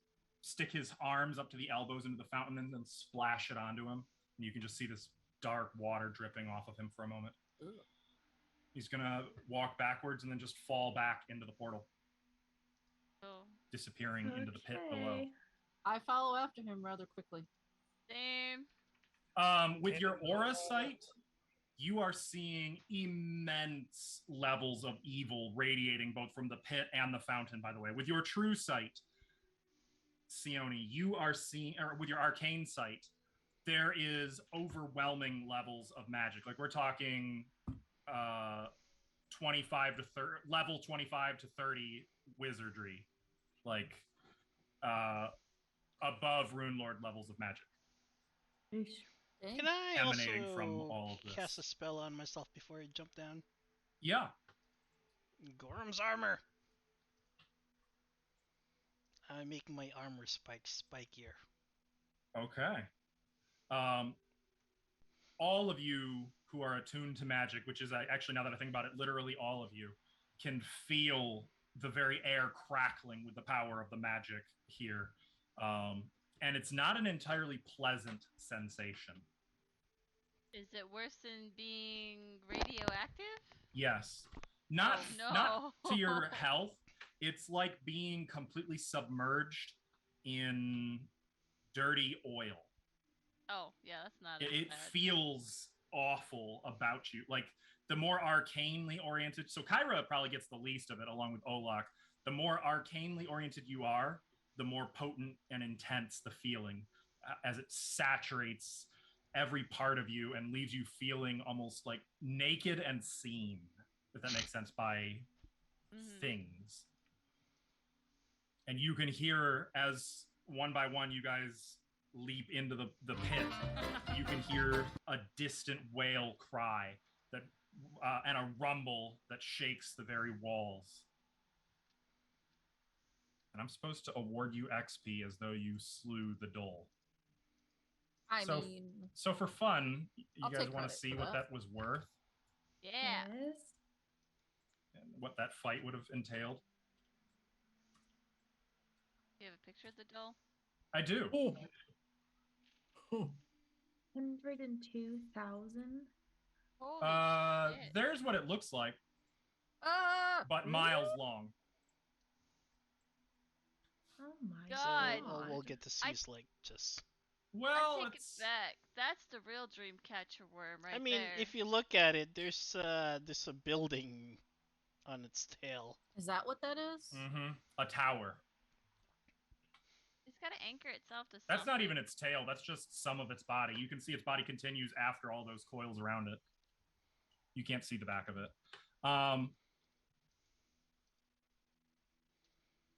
Who's the last one to leap? I'll go last. I'll go last. Cannonball action. Okay. Lem. Or Kyra, whichever. The entire place begins to tremor.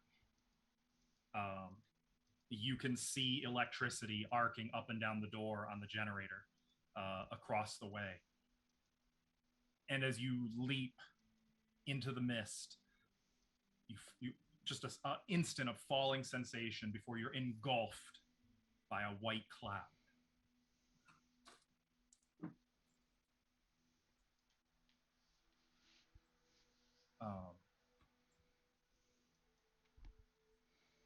You fall, all of you. You find yourselves falling and falling. For 6 full seconds, you fall, air whistling past you. And then suddenly, you feel reality washing away, being scrubbed violently off of you. There's a few moments of vertigo where you're just floating in a silver void. No gravity, no sensation at all. Just emptiness.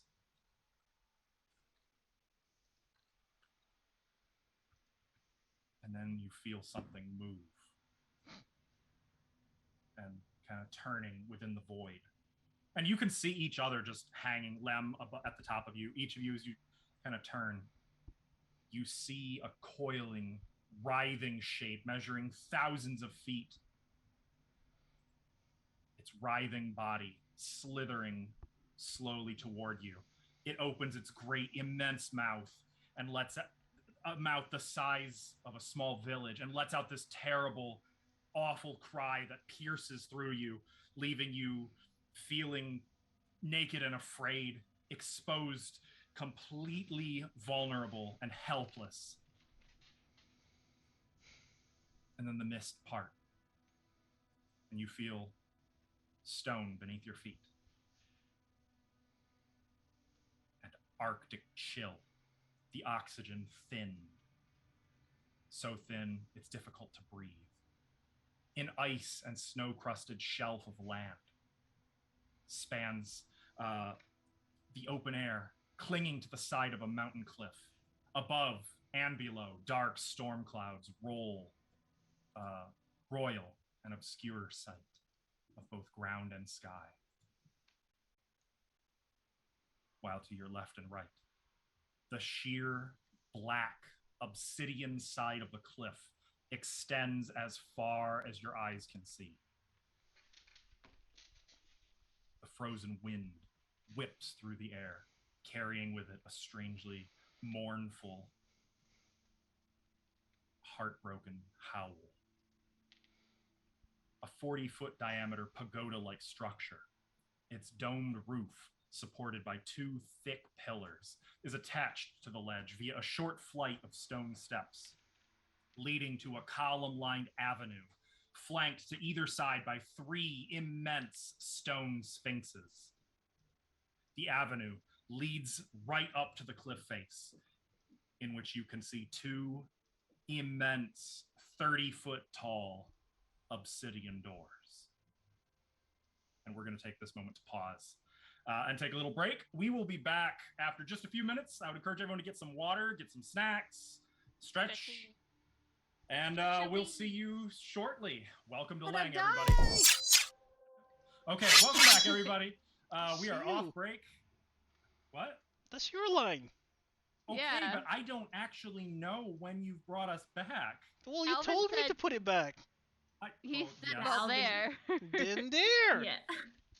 Well, okay, you're right. Welcome back, everybody. We have just arrived in the plane, or rather the realm of Lang. So, I'm ready one or to two leave. little issues that we need to cover. First of all, the oxygen up here is very thin. None of you are acclimated to high altitude, and at this height, looking at the plane far, far below, you're about 20,000 feet up. Oh. Which means that if you spend too much time here, you will eventually suffocate. What is wait, too much I can time? cast. I can cast. Everybody, get within 30 feet of me. As I think I know what you're about to cast, I'm going to mention the second issue before you fix it. Okay. It is also extremely cold up here. Dangerously cold. Go ahead and cast that spell. What do you got? Mass planar adaptation. Oh, that's not what I thought you were going to cast. Okay. I thought you were... okay, what's this do? What? Immunity So to it harm... basically makes it so it's like we're on the material plane, basically. I'm going to do energy resistance to a single energy. Oh, relevant on that plane. So I There imagine it's isn't cold. really one on this plane. Oh, okay. That would be for like the plane of fire or... Yeah, okay. But basically it makes it the temperatures and lack of air. Problem. I got to find out if Pathfinder, if Lang in Pathfinder is another plane. I thought it was. I thought it was a different... I thought this whole time we were like, it's a realm and we have to use plane shift. It is to a get back. demiplane. Okay, demiplane counts. It is considered a demiplane as part. It's part of the material plane. So it's like it's like the material plane is the folder, and Lang is one of the items contained in that folder. Yeah, otherwise we would need this spell, which I never really even prepared or filled in. Well done. I could just create my own demi-plane and then, you know what? You could, that's true. That's true. I'll do all my usual things. It would be a knowledge planes check if you guys want to know any of the planner rules of the plane. Gravity, time, stuff like that. But don't have training of that. I'll do it, but it's not going to be good. Well, we'll see if a 10 can get me. I mean 7. So Kyra, here's what you can tell. You kind of run through your I'm on a new plane for the first time checklist, like you give a little hop You can see gravity is normal. As far as you can tell, you're experiencing time in the same fashion. I'm just going to skip. That's pretty much what you've got. Lem, you know that Lang is the nightmare realm. Gravity and time are indeed normal, but the realm itself is finite. It is not an infinite plane. So there is an end of the world, a literal end of existence here. You know Are we that. on it? No, you're not. You can just see the distant, flat plain of frozen Lang below. You know that the plane is more chaotic than evil. It is a little bit evil, but it is extremely chaotic here. Which basically means, yes, you could probably make allies here, but no, you should never trust them entirely, and you should never, ever try to predict anything here. Magic has no different rules from normal here. You know that the only god who exists here is Nyarlathotep. But you know that common denizens of this plane include Lang spiders, denizens of Lang, horrible moon beasts, Lang ghouls, Lang ghasts, Lang hounds, Langs, doles, and gugs, yep. Scarlet walkers, night gaunts, and wendigos. I didn't know wendigos lived in. I don't want to mess with any of that. And you know that it is potentially dangerous to sleep here. Oh yeah, because they'll chomp on your nightmares, right? But we have that sense. I have a thing for that. Yeah. So with protection, sleep could be done here, but woe to thee who has a nightmare in Lang. I have another spell that would help with that. I can't find it right now. So, taking us back into the moment, you can see the plateau. You see 8 columns leading right up to those 30-foot tall obsidian doors and lined by 3 immense sphinx statues to either side. What do you guys do as you feel? So I'm sorry. Amidst the ice and cold, like immediately you'd notice you're not getting very much oxygen with each breath. Kyra utters a quiet prayer. And as she brings all of you in closer, suddenly the oxygen becomes more breathable here. The cold, which was like leaving you violently shivering, your teeth chattering so hard it was painful, you suddenly no longer feel this Arctic chill. Question. Mm-hmm. Would it have been colder than with the hags? Oh, yes. Okay. Yes. Just getting a frame of reference for the character. To give you some point of reference as to the temperature here, it was about negative 15 degrees Fahrenheit. That's not bad. Wait, cold no, enough that 15 you're not going to die Fahrenheit. in an hour, but if you, for instance, stayed out here for 8 hours, you might freeze to death. Alvin, that's negative 26 for you. Yeah. I thought he meant Celsius. Mm-hmm. And also, you'd know that if Kyra's spell fades, you guys would survive here, but you probably would have a number of hours before you start having problems. It is concentration, so You can't all that means is you just have to stay conscious. yeah. So Oh, Kyra really? literally cannot sleep here. Unless we have like a little hut or something. Even then, the air. No, I the mean air like is not too a thin. hut, a the like mansion. The mage's Yes, mansion getting thing. into a different plane would be really your only hope of sleeping here. So,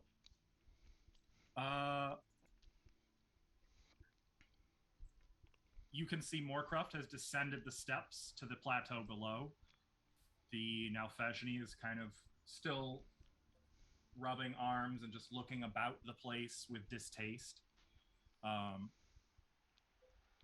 All right, coffin jockey, where are we? Looking over the side, like Sione, you're right at the edge. You can see that you are over a mile up. Or no, I'm sorry, you are over 2 miles up. We should get going. Yes, let's keep moving. Okay. You have somewhere you want to lead us? Yeah, Moorcroft's like, we're home. We're he suddenly kind of was like, it's Moorcroft. Hello. I've got friends. And then he listens for a moment. All right, I think it's fine. My people aren't gonna mess with you. It's just the night gaunts you gotta watch out for. Can I do an insight check on him? Yeah. I didn't hear shit. Are there any auras flaring up? Well, it's funny. When he calls the knowledge planes, what's... Oh, no, that was from earlier. Sorry. 17. You're not really getting any deceit from him. But also, he's not looking at you, so... Look at me! As he says that, you hear a terrible shriek from the cliffs above you. Oh, well, see, that's going to be a problem. And then, as if on cue, looking up to where you heard that shriek, you see a lot of fixtures of the cliff above you suddenly moving in ways that you didn't realize were possible, and suddenly you see a lot of these things are alive. And they look like gaunt gargoyles with no facial features whatsoever, and just 2 curling horns and wings and a barbed tail, and hands and feet with way too many joints.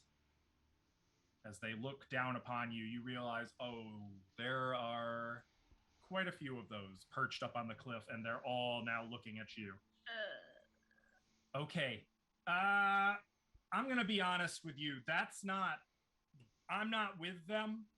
He's pointing up at the things. What do you suggest we do? You should probably run. And I'm going to need everyone to roll initiative. Oh, just run? I got this. And while you're doing that, I'm going to move them somewhere where you can actually see them. Guys, Veo is made for this place.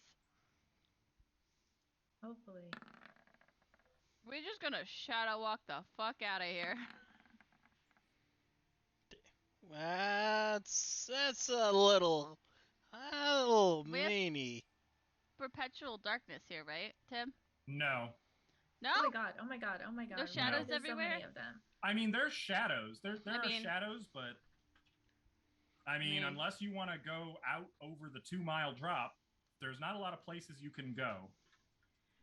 Okay, fair.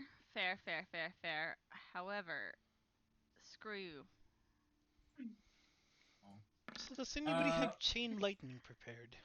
Lem, what's your initiative? I do. It is not, but it will be. 27. 27. Sione. 28. Ooh, Fea. I'm gonna say with a twalid. Yep, twalid 20. 20. Oh, is that all? Twalid 20. Twalid 20. Nah, 17. You guys rolled like awesome for once. Kyra. 16. How did I still Look beat at you? I knew he was like waiting for me to say 2. Are Dodgy and or Dragon participating? Oh, no. Oh, Dodgy has an option? That's up to you. Then fuck no. No? Okay. That 21 can be banked for another day. You need to keep him with you. Oh, I will. Okay. So you see all of these creatures that are sort of moving and like scooting along the face of the cliff suddenly take wing, flying into the air like a swarm, and descending upon you. Tim, can you make it so Dodgy is above Fea? that makes sense. That's the best I can do there. Yeah, perfect. Thank you. Sione, you have initiative. What you see is what you see. Alvin, can you try to center the entire plateau on the screen if possible? Or get as much of it so they can see.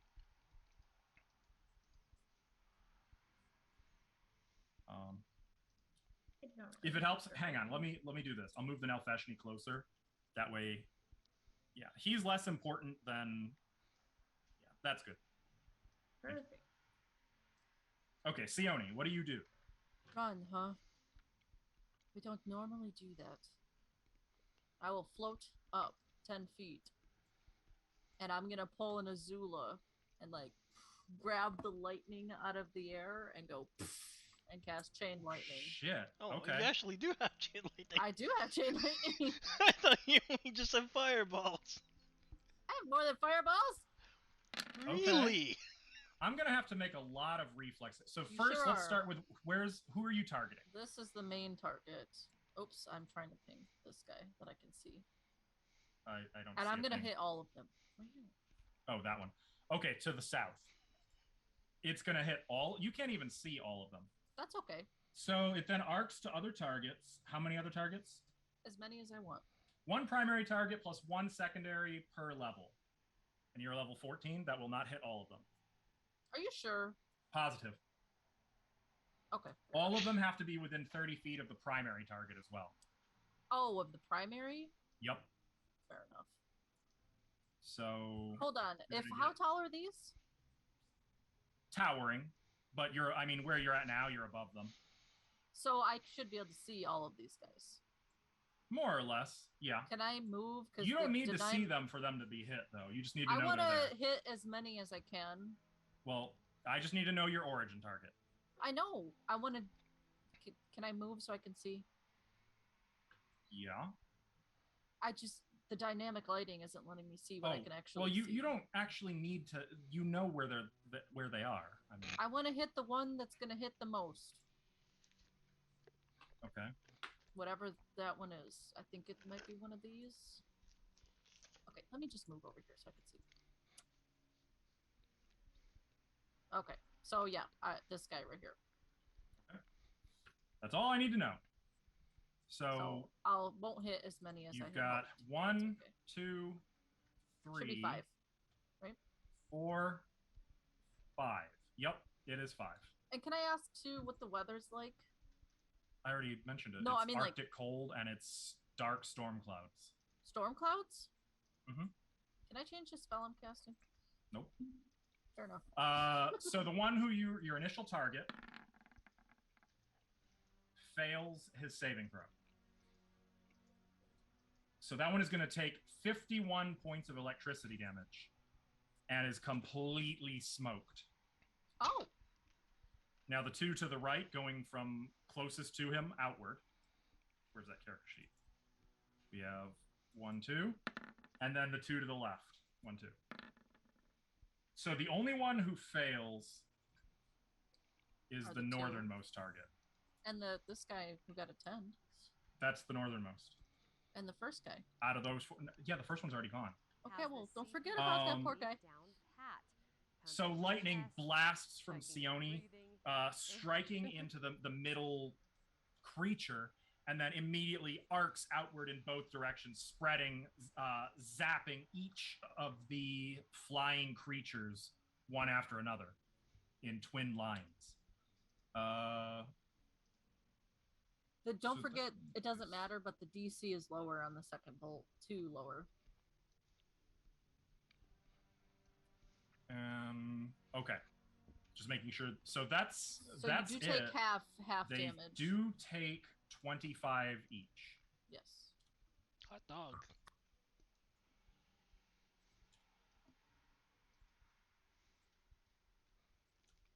Does that make them want to run? Hard to tell. How do they react to that? Are they pretty happy? They're just taking to the air. You don't have time really to see beyond that until well, I their would turn. like to cast a quicken spell. Okay. That'll be 4 levels higher. Yes, I know. I'm saying that for our chat's benefit. Oh, yes, they know. It'll be mage armor. Okay. As Sione does this, a field of energy forms around her for a moment and then disappears. I'm sorry. I already had mage armor. Mirror image. Blech. Okay. Sione splits into roll it, however many. I'm just trying to... Here it is. And make sure you guys be ready before your turn. Make sure you're ready when your turn comes around. Plus 1 per 3 cast levels. Yep. So 6. So I will Sione put it in splits into 7. red. And I'll put the little icon. Yep. And mark it with the number, don't forget. Yep. Actually, you don't need to put it in the red bubble. You can just... Oh, yeah. You're right. Lem. That's it. It is your turn. So this thing over here, this is one of them? Yeah, but they're up on the cliff above. How far away? Well, they're about 60 feet up. And that's 85 feet. Okay. So. Got it. Well, I am going to cast... I'm going to use my swift action to begin singing an awesome song about being in a terrible place with bad dreams, and it'll be Inspire Courage. Why am I imagining it being a rock ballad? Yeah, maybe we'll tell people about... What month is it where we are, Tim? It would probably be not Abadius. It would be Cuthona. Nope. Cuthona's December. I'm trying to remember what October is in Galarian. Give me 1 second. Okay. It is Lamashan. Or Lamashan. Lamashan. I will still sing a lovely song about the cold Lamashan rain then. That'll be my rock ballad. That's perfect. Anybody? Perfect. Nobody? I got it. Now I'm kind of wishing I'd gone with Neth, which is November. Well. Okay, so I will do that. So here are the buffs, just in case people care. And I am going to...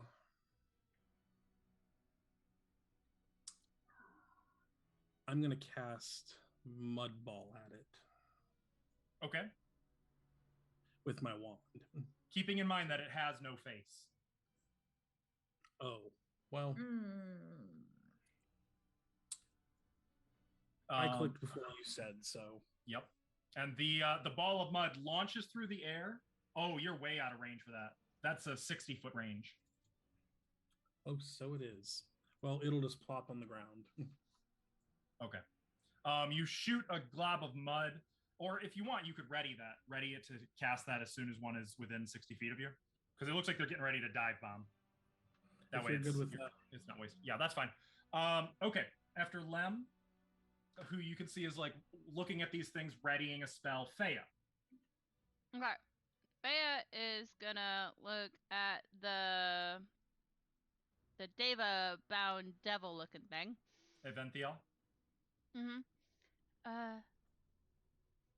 Do you have anything for that? I can call lightning. Okay. And then Faya is going to promptly, as soon as I find my character sheet, there it is. Well, I don't really have that. Just Evil Eye one, unless that's arranged. Disclosed. Oh, nope. Never mind. She's not gonna do that. She's just Make gonna... sure you guys are looking at this before your turn. Oh, yeah. No, that's fine. She's gonna ready an Ice Tomb on one instead. I just forgot. Yeah. I just forgot the range. Okay, so you ready for when one is within range? Yeah, for Ice Tomb, which would be... Oh, it actually doesn't say a distance, but closer. Just closer. Okay. And I'd just like to point out that Faya and Iventhiel are standing alone now on this elevated platform. Kyra on the steps, everyone else kind of on the ground below. Faya, 5 foot something. Iventhiel, 20 foot something. Just standing. It's a sort of a gothic Totoro. Yeah. You know, speaking of which, Faye's going to get a little closer to it. Yeah. Okay. Yeah. Shield underneath them little bitty wings. Olak, it is your initiative. All right. I'm gonna go 10 feet up diagonally towards them. No, wait. I'm gonna double move. Sorry about that. Motorcycles. 20 feet diagonally upwards. Okay, gotcha. And is that it? I'm just gonna beckon at him. All right, so Olak starts ascending invisible steps, beckoning to all of these. It looks like there's maybe 15, 16 of them. Well, there were. Kyra. Okay, I am also gonna double move, so 60 feet, and I will go right there. Okay. And I can see this one right here. Mm-hmm. And I'm going to, with my bonus action, cast Cold Ice Strike. Okay. Or Swift Action. Sorry, not bonus action. I knew what you meant. Yeah. Did I make a thing for that? I did not make a thing for that, so I assume we don't need it. That's okay. So she just grasps her sword and holds her hand out, and ice just like strikes out and hits this. So thingy. can I tell you something about that spell, by the way? What's that hits everything between you and the final target. Yeah. Just so you know. Right. Also, it occurs to me, I'll let you bank the roll, but they are 60 feet up still. Oh, fuck, you're right. I forgot about that. Do you want to, if you want, you could ready that for when... All of them swarm at you. Just keep my movement, and we'll just not do a spell. I forgot that they were up in the air. Okay. It's all right. It's all right. You can... Move, no spell. Okay. So, like, Kyra, running as hard as you can, running through some prayers in mind. My spells are at maximum damage right now anyways, so... Just so you know, if you wanted to go further, you could take the run action. As long as you only move in a straight line, you can move ×4 your speed. Oh, really? Mm-hmm. Oh, well, that's then called I'll do running. that as my action. But it's a full round action. Okay, so 4 times, which is but it has to be in a straight line. Okay, that's fine. I went 60.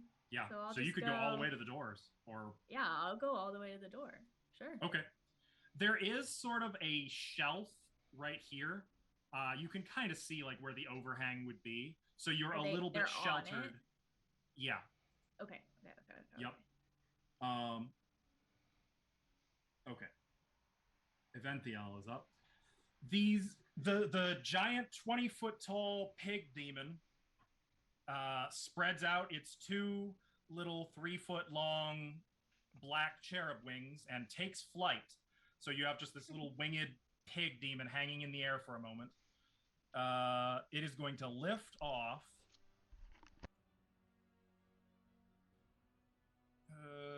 Its fly speed is not great. It's gonna fly like over in that general direction. And as it does so let me put a wing on it so you guys never forget it's flying. It is going to cast a spell. And that spell is going to be Call Lightning. Casting time. Oh, actually, then no, it isn't. That's a full round casting time. Can't. So instead, it is going to cast Slow. What's the range on Slow? Close. Caster level. Yeah, okay. So 55 feet. Chain lightning? Or was it Call Lightning? This is Slow. No, before. Oh, it's Call Lightning. Okay, it's gonna slow these 3. Nice. So each of them has to make a will save. Ooh. Well, that's unfortunate. One of them, the northernmost one, is slowed.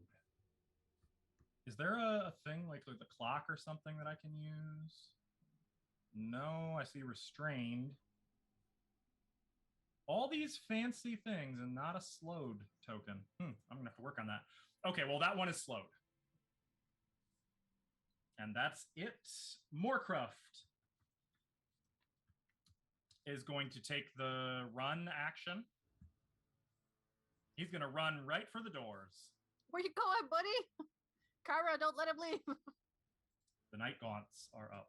The what? Stay here and watch this. They are going to do exactly what you're probably imagining they would do. Surrender. They're going to take into the air. That one's going to fly there. This one is dive bombing. So technically, that's the one that gets mudballed because it came within range of Lem. But obviously, the mudball just splats into its face and off. Oh my gosh, there are so many of them. I'll work on that. No worries.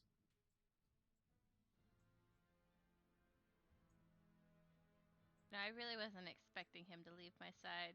I don't like this. He's a 20-foot tall, 8,000-pound pig demon. You really thought he was just going to stand put? And cast spells? Yep. And I was just going to stand there and look pretty and be forgotten about. And heal him. They are dive bombing Olak. This is... That's wow. the best person to take it, let's be honest. Oh. So Olak, only 3 of them get to attack you. That's the good news. Okay.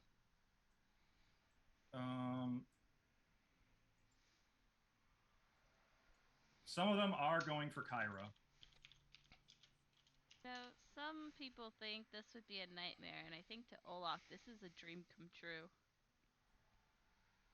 It likely is.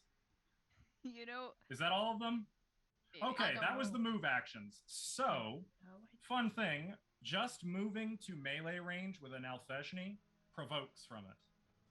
So, he is going to swipe at one of them with a massive claw. 31 is going to hit for 21 points of slashing damage. It takes full damage. Hello?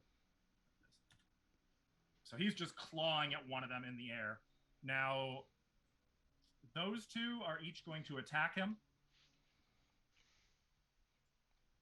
Does he get the +5 and the +6 from my Good Hope and Sonic Boom? Mm-hmm. Okay. I don't imagine... Yeah, neither of those is going to hit him. 3 of them are attacking Olak. And by attacking Olak... They take 3 points of piercing magical damage. So 24, 13, and 20 is to hit you.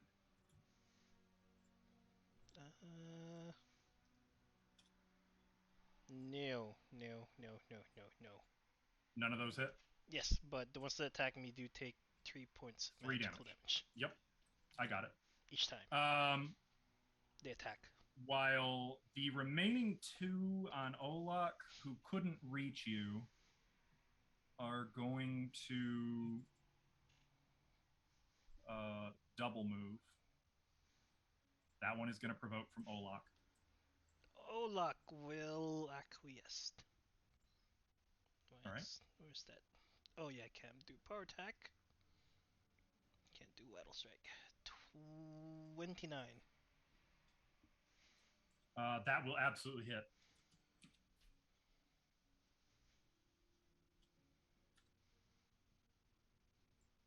27. I think that will actually kill it. So yeah, Olak cleaves through the wing of one of them, and it crashes to the ground, cracking and breaking apart like stone. 3 are attacking Kyra, while the remaining 2 are just going to double move. Actually, this one is going to stay where it's at.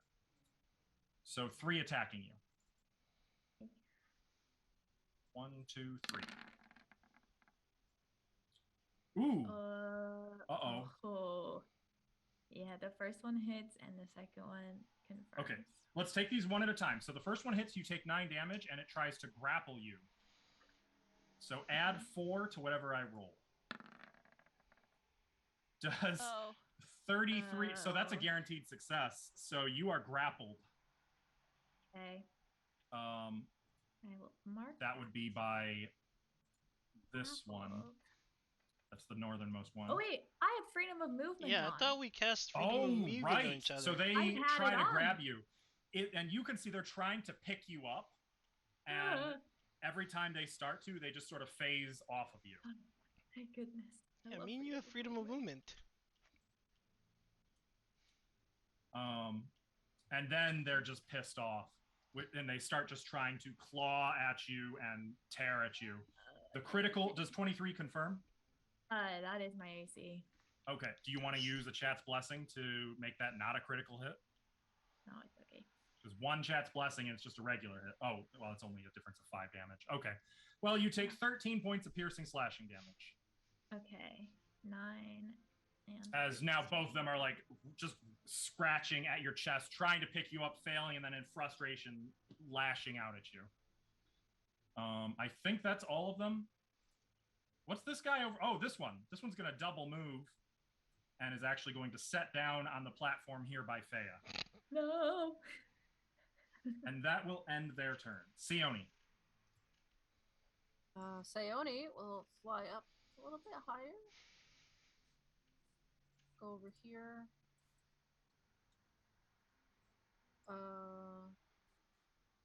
And I will cast Chain Lightning again. It's such a cool spell. And I'm doing it to hit these guys over here. Okay. Reflex saves, please. Reflex saves. That's 1, 2, 3, 4. Well, 1 first of all.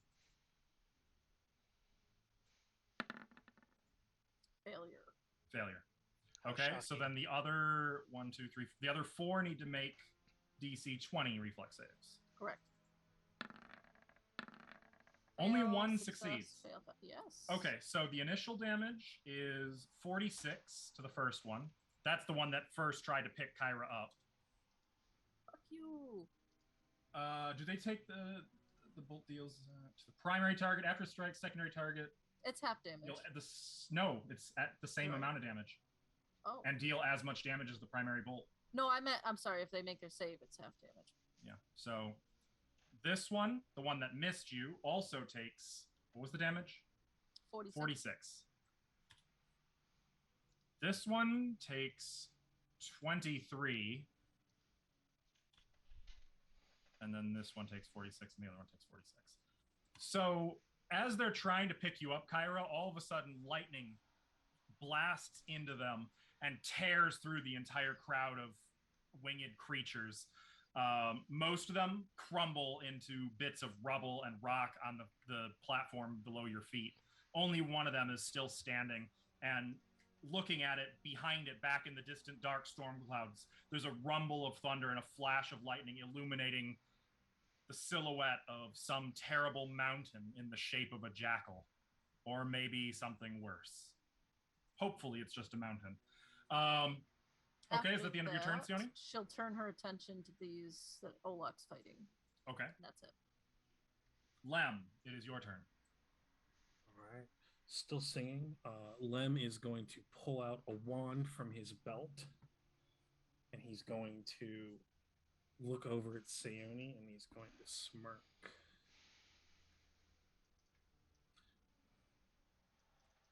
So just one. I think it's just what is it? It is a wand of scorching ray. Okay, and who's the target? Make a I'm going to attack this one right here. Okay. And so, it's a ranged touch attack. -4. So I will do that. Ranged touch. Do you not have a spell text? No, it's that'll a hit. wand. And it'll take 18 points of fire damage. What level wand is it? Whatever the base level of the spell is, second level. Yep. So only one beam, but the beam lances out of your wand, strikes the thing just as it's reaching for Olak, and kind of sends it careening out of the air for a moment before it kind of shakes itself and is now with that blank stone face, that blank stone head, I should say, staring in the direction of Lem. That's it for me. Okay, Fea. I would like to make a planes check on these guys real quick. Sure. For a question that I might have. Actually, I feel like I already know these guys though, and just Ava doesn't remember. Yeah, knowledge planes would work on these. Okay. 27. These are a creature called night gaunts. Yeah. I remember you telling me about them, but I wanted to know something specific right now. If I move in its threat range, is it gonna hit me? I mean, at least once. Okay, well, I'm gonna take a 5-foot step. With me. By the way, they are 7 feet tall. That's fine, and I'm going to put my hand on Lim's shoulder, and Oh yeah, magic works the same here. And I'm gonna cast teleport. Are you casting defensively? Yes, I said that. Okay, make your concentration check. Yep. Where are we going? That's a 5th level spell. Yep, we're just gonna go away from this edge and away from this guy right here. Like, we're just gonna go somewhere. And concentration, you said? It's a DC 25. Oh, I can't fail. Oh, yeah. You could have failed. Yeah, I heard 20, and then the 5 came out.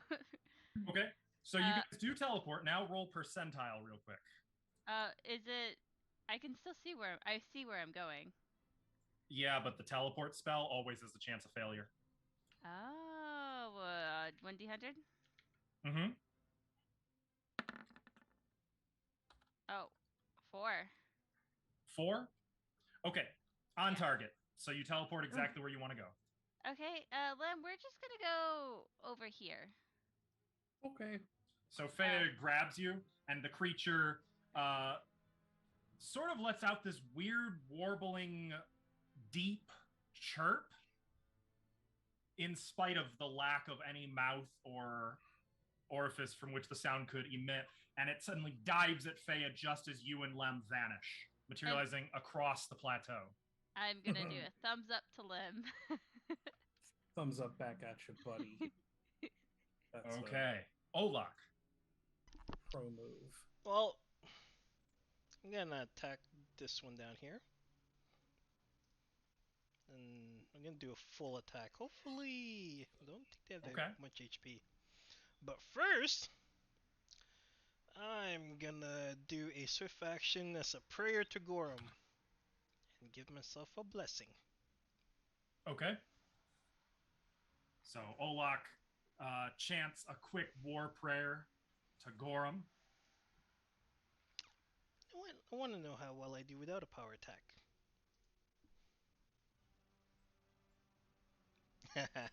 Okay, well, 34 against the first one is going to hit for 18, 23, 24 points of damage. The critical 22. hit confirms. It doesn't really matter. 46 without buffs would have killed it. Okay. Who's the 17 against? Or I'm sorry, who's the 22 against? Oh, wait, what do you mean 22? It has +5 from Lem. Oh, I'm gonna go, down the line. Next one in line? Yes. Okay, that is gonna hit for 22 damage. 28 damage.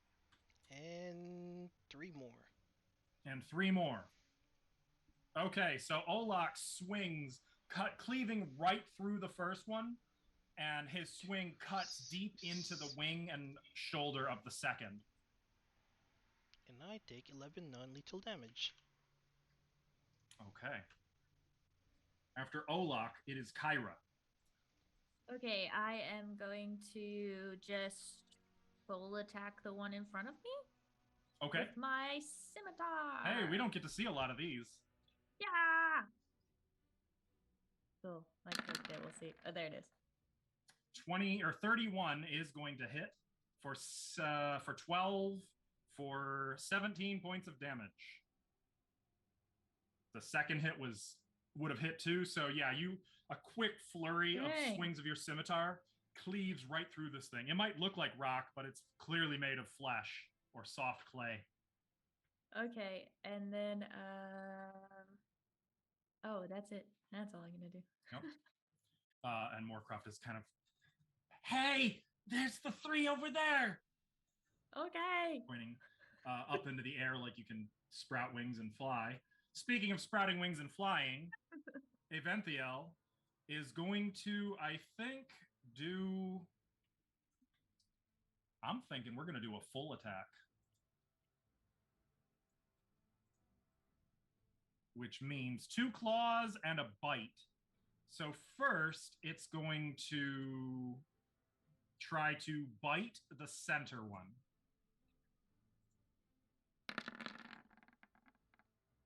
It just grabs the Night Gaunt and bites it in half.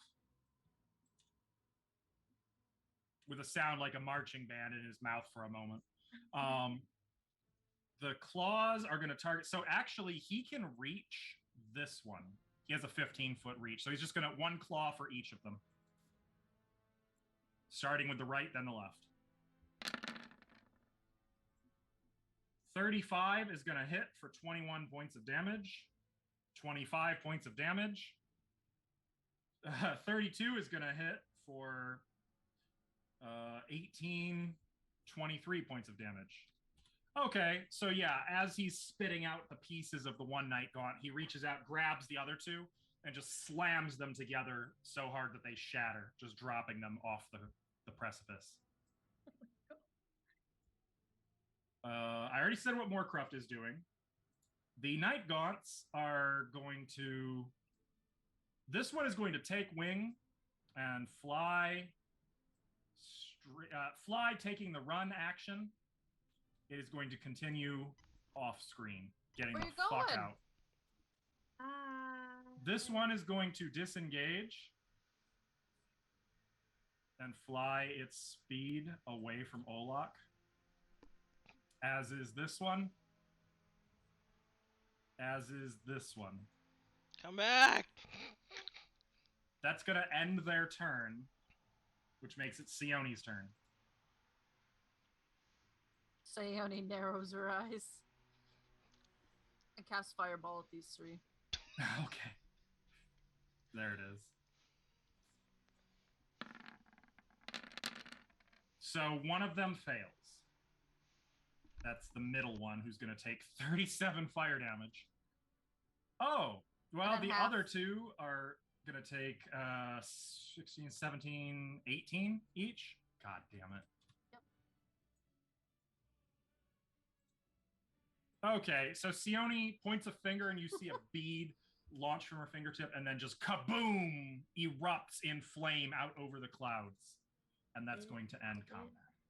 Wait, what about the other one? That one is long gone. It's disappeared into the storm clouds. Is it within 400 feet? It is out of sight. Fine. It flew into the storm clouds. And meanwhile, Moorcroft is down there like, yeah, you get out of here, you buzzards! Yeah, see? I knew you guys would. You had it covered. You took care of business. Just like you guys. I knew you could. I knew you would. So, ready to meet the family? So I'm gonna go down like, yeah, so we're gonna charge you for extermination. No. No need to do that. Though, actually, and he's like looking out at all the bodies out here. Actually, we'll take care of the bodies. Don't you guys worry about a thing. Can you eat those? Shark like grins, and you can see it is a very hungry smile. Yeah, I was gonna ask, are you gonna eat those bodies? Yes, we can. Okay. Oh, I'm gonna cut off a hand for him now. Of one of the bodies. That'll be a silver body. Plop it, the whole hand right into his mouth, and you can just hear this awful, gristly crunching as he's chewing on it. And kind of like he'll pick out a few bones. So, there's a trick to these doors. Don't speak with your mouth full. Right. So sorry. Very sorry. I won't do it again. There's a trick to these doors, as I was saying. And he gestures to the 10-foot wide, 30-foot tall obsidian doors. You better Step aside. He's going to put his hands on the doors and just give kind of the gentlest little, and they soundlessly slide open.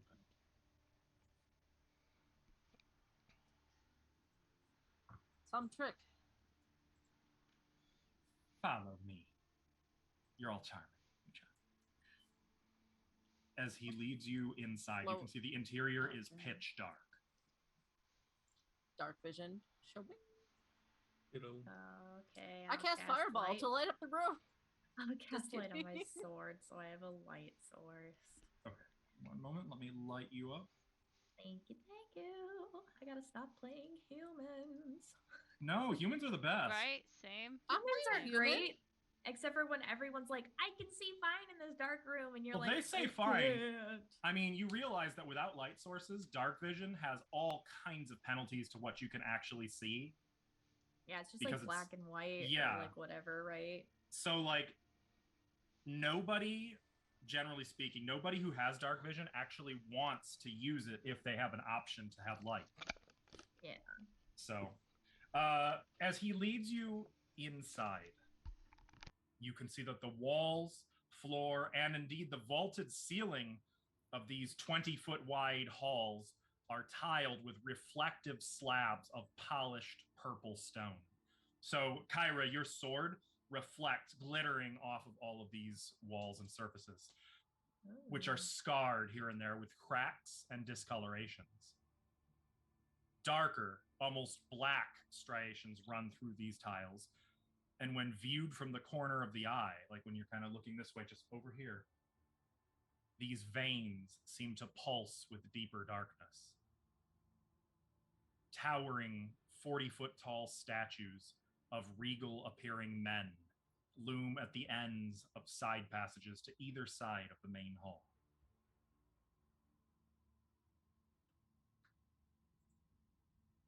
Does he just keep going straight? Yep. Walking past the giant statues. And the ceiling, by the way, is 60 feet above. With the 30-foot doors, this place is immense.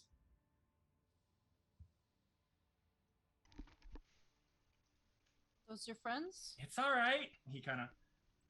They brought me home. It's okay. It's okay. They're not food. They're not dupes or suckers or anything. Nobody mess with them, okay? Also, strangers here. More strangers. More craft. Listen, I got back. They got me back. This was the terms. I think they're actually not gonna be a problem. More of a solution. Yeah, I delivered some things out there for you guys. A silver apiece. As Kyra walked past me, I would have liked to just poke her with a wand. Okay. As you guys enter, by the way, and I forgot his token, but the Nalfashni comes in. He's taking up the rear. As he enters, the doors silently swing shut on their own. Oh. Automatic doors. Nice. Leaving you in darkness. I cast light. Well, Kyra's already got... Well, not you guys. Kyra has a light source glowing. I'm just saying, aside from your provided light sources, it is dark. And funny thing, as you guys are moving down this eerie hall, Lem, the towering statues, out of the corners of your eyes, you feel like they're moving, like their heads are following you guys' movement. And when you look back, you'd swear they were in slightly different positions. You're not 100% certain, but it's very uncomfortable. And like the longer you look at them, they stay. I mean, there's no motion, but as soon as you turn back to the party, like you can see the head sort of lower to look now at you specifically. And when you look back, it's just the head is indeed slightly lowered, but then you can't remember, was it always like that, or is this just like when those paintings when you feel like the eyes are following you wherever you move? It's hard to hold up my middle finger to it and I'll slowly look away. We are seeking Cadril Costa, so that's the dragon. Help us. And then the other two. Oh. Point us in the right direction. Assist in any way. So, we've got a good rapport. I'll just kind of work with you guys. Let me go in real quick. I'm gonna just run inside, tell everyone else not to worry, not to feast or anything. Not on you, anyway. Maybe on those delicious little morsels outside. And then we'll talk. Okay, we'll talk business. All right, just you guys wait right out here for a few minutes. Gentlemen, come with me. And they're gonna open the door. All three of them are gonna move inside. Before that and door then the doors shuts, are gonna shut. I'm making sure if I have it, which I don't, so never mind. Yeah, you're gonna have to leave the ear attached to your head for once. Yeah. How'd you know? Can I send Dragon in there after them? You can if you want to chance it. You haven't actually introduced Dragon to him though, so. Oh, that would be terrible. Can I send? I'll send Dodgy to the door. I'm sure he has some good hearing. Keeping in mind that these doors are solid obsidian and they look like they're about 2 feet thick. Okay. Hear me out. Is there any way under the door, like some light peeking, lack thereof light peek and do, some dew, airflow, something? There's nothing. In fact, even when the doors opened, it was just pitch dark on the other side, though you could see silhouettes of creatures moving within. Okay. Well, Also, I don't think Dodgy has blind sense, so feels bad. What kind of door is it? Obsidian.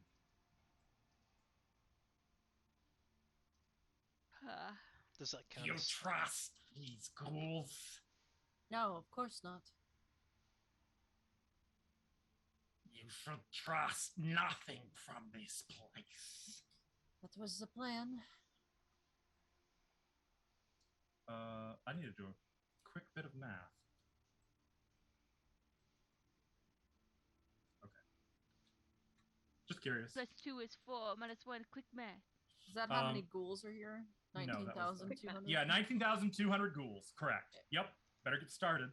Okay. Do you guys want to do anything while you wait? Maybe just like peek around the corner here. Would stone shape work on these doors? It might. Oh, Stilly, I don't think I have here. dark vision, do I? Did I take that off again? No, but I set the distance to 0. Whoops, I think that's a typo. I just peek around like one of these hallway corners here and just see if there's like a door or something. Doesn't look like there is. You don't see any other doors. Though, as you're moving past that statue directly to the north of you, when you're coming back, the head is kind of turned. It could have been looking down the corridor at you when you walked down there, or it might just be that he was staring off when they carved this figure. Hard to tell. Speaking of, are they magic? Any magic in here? No. True sighting? Anything? No. Did the statues have auras? Does this Me the heebie-jeebies. No, they don't. Does Rune Raider do anything with this? Does what? Just something I've had since the beginning of the, campaign. Wait, you're actually using it? Yeah. Let's see. Make a perception check. Okay. You're looking at these statues and trying to see, like, are they real? Are they? Yeah. Perception is... Oh. Well. At 1. Honestly, I imagine so. Fea, like, as you've walked in here, you've kind of been like, you've had your nose in a book on Lang, one of those forbidden tomes that you've had, and you haven't even noticed the statue's like seeming oddness. You've been so distracted by like. I feel like I looked up twice. It was facing one way and it was facing the other, and I was too distracted by my book that I just go, huh. Maybe. I mean, the Not statues aren't even moving. What do you mean it was looking one way and then the other?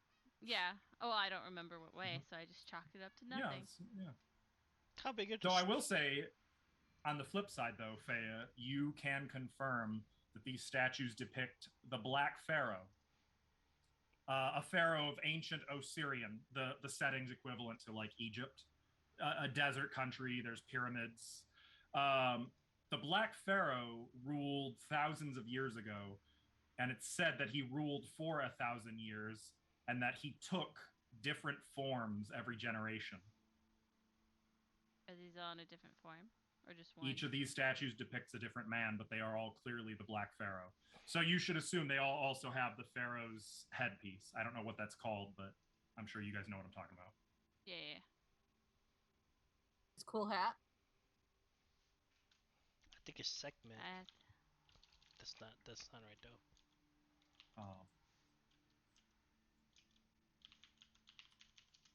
If there's nothing else. After a few minutes, the doors open once more. All right, come on in. Everyone is really excited to meet you. You've got some drool. Hmm? Nothing. Let's go. Did I get it? Yes. Excellent. I'm very grateful that you all brought me here, got me home. It was a bit of an awkward situation, and Hello. I'd like to show my gratitude. So let's talk. How can I help you here? You are here for the shard, right? Yes, and we know Dragon has it. Yes. Well, we aren't so sure about that, but I'll take your word for it. Actually, you wanted to make a what check, I heard? Sense motive. Yeah. 8. Hard to read. Everyone's just kind of staring at you guys, and they all look similar. They're all ghouls. You know, green mottled skin, sharp teeth, and they kind of flinch away from the light sources a little bit. I will keep that part interested and keep my light close to me. Before we have this talk, Lem. Damn it, he's on the phone. I was gonna ask Lem to check where the shard is.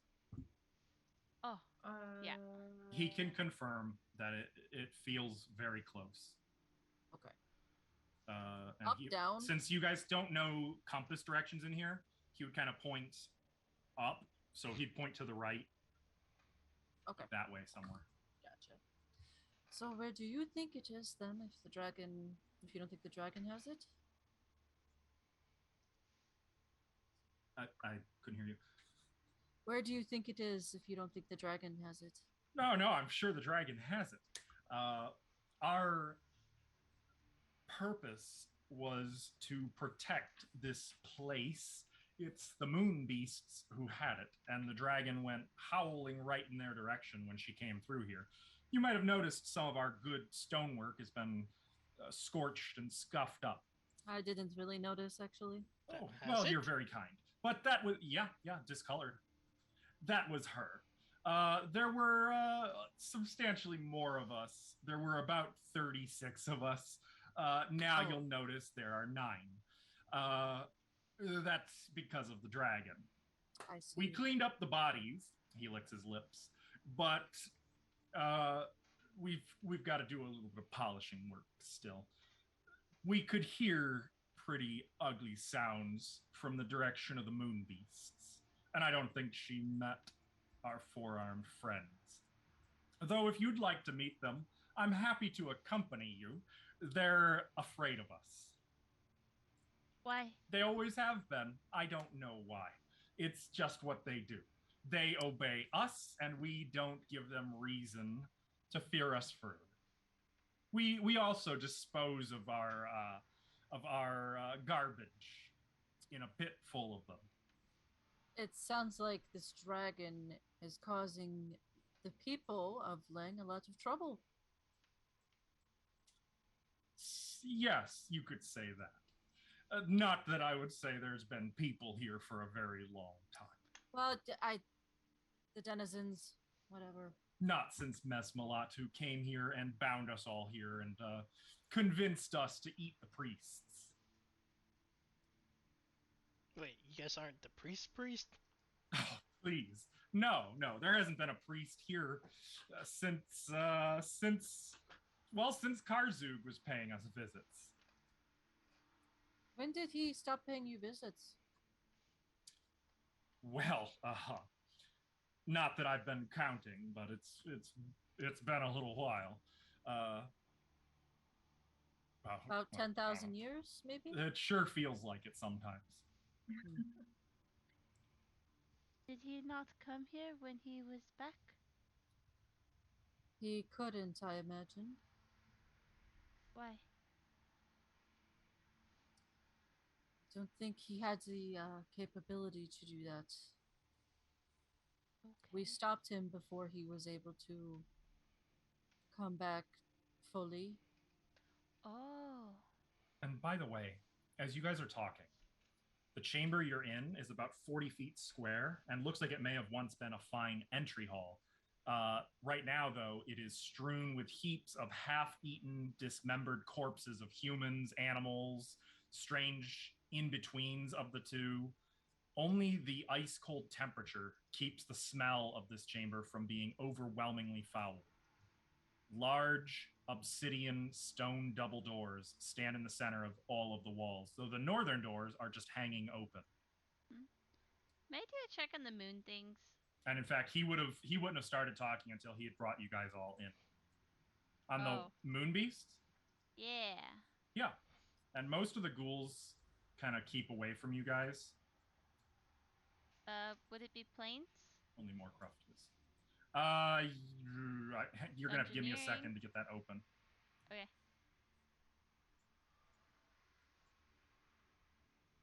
Give me a sec. I have time, don't worry.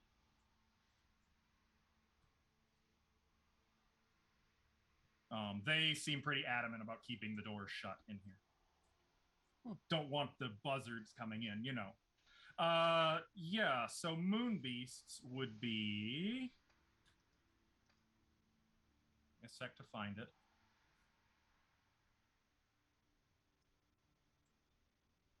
It would be dungeoneering. Okay, even better. 25? Dang that roll. Yeah, I keep rolling really low. Okay, 25. You are indeed familiar with moon beasts.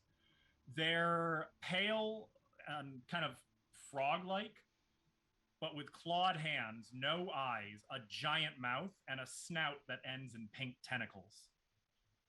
They have no voice, but they still see, and they can project their thoughts to communicate. And they hail from the moon of Lang. Yeah, these look gross. And they launch dark ships crewed by not quite human slaves to sail through space down to the seas of the dimension of dreams to seek new slaves and to sell their wares. They're slavers first and foremost. Who do they sell? Slaves. Oh, literally just slaves, because you said wares, so I was wondering if there's anything else. They often ally with the denizens of Lang, but it's never permanent. They are ageless from beyond the stars, and they're pretty big, 9 feet tall, 800 pounds. They can airwalk at will. Let me just do this. Whoa. They're tough and really resistant to bludgeoning weapons and immune to cold, of course. They are amorphous. So you want to use piercing or slashing weapons on them. You can't trick them with illusions. You can't poison them. You can't really hurt them with electricity, and they're resistant to spells. Also, their tentacles can drain your mind. They have wisdom drain, along with the capability to harness a lot of shadow magic and create illusions of their own. Okay. Needless to say, they are chaotic evil, by and large. Okay, that doesn't explain why they would be scared of the No, ghouls, no, though. he didn't say the moon beasts are scared of them. He said the Gugs are afraid of them. Oh, I heard Mean Beast. I was like... Well, he's mentioned both. He didn't call the Gugs by name. He called them his four-armed friends. You guys last week identified them as Gugs. We did, yeah. Okay. Sorry, that was my misunderstanding. And it's not known why, since you were the one who identified them, it isn't known why Gugs are afraid of Langools, only that they are. Okay. Are we ready to go? Are you ready to go? Oh, just like that, just off to the dragon, right? Yeah. Yes. You're gonna have a problem.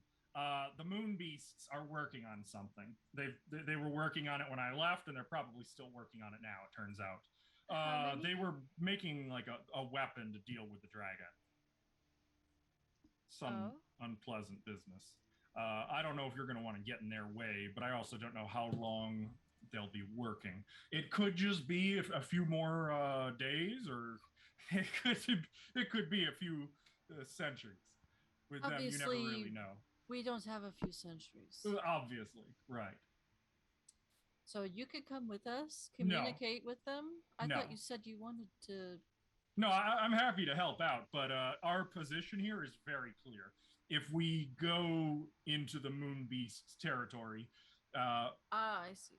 We get turned into goop and used for their little magic rituals. No, we stay here and we clean the front entrance hall. We caretake the temple. We feed the Gugs, and we get to eat every day when the food arrives. That's pretty much it.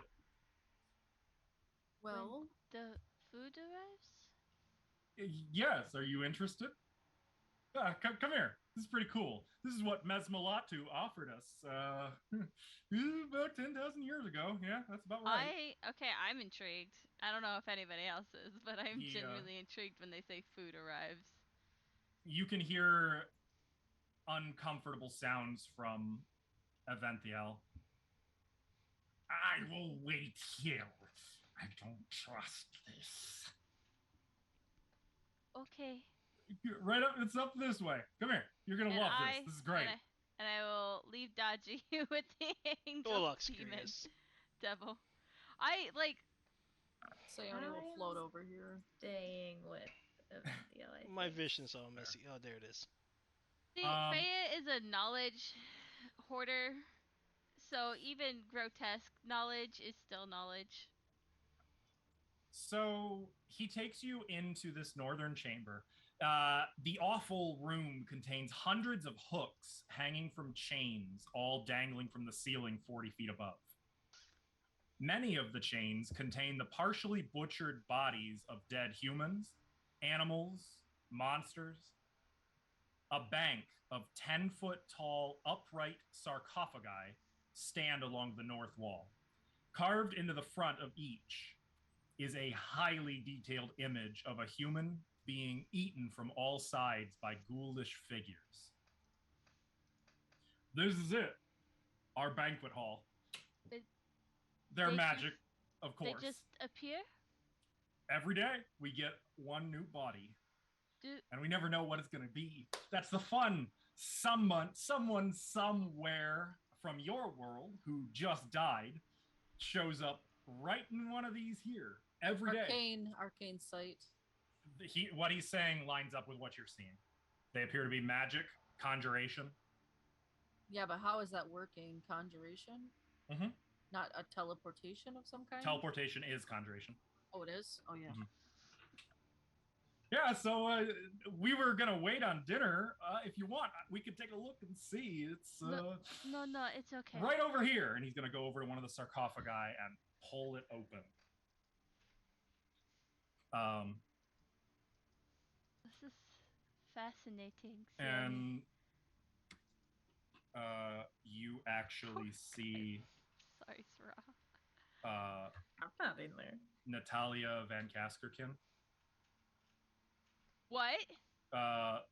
Just eyes open, throat cut, ear to ear, She looks gaunt compared to the last time you saw her, and you can see that there are numerous holes in her leather jerkin where it looks like she might have been shot with arrows.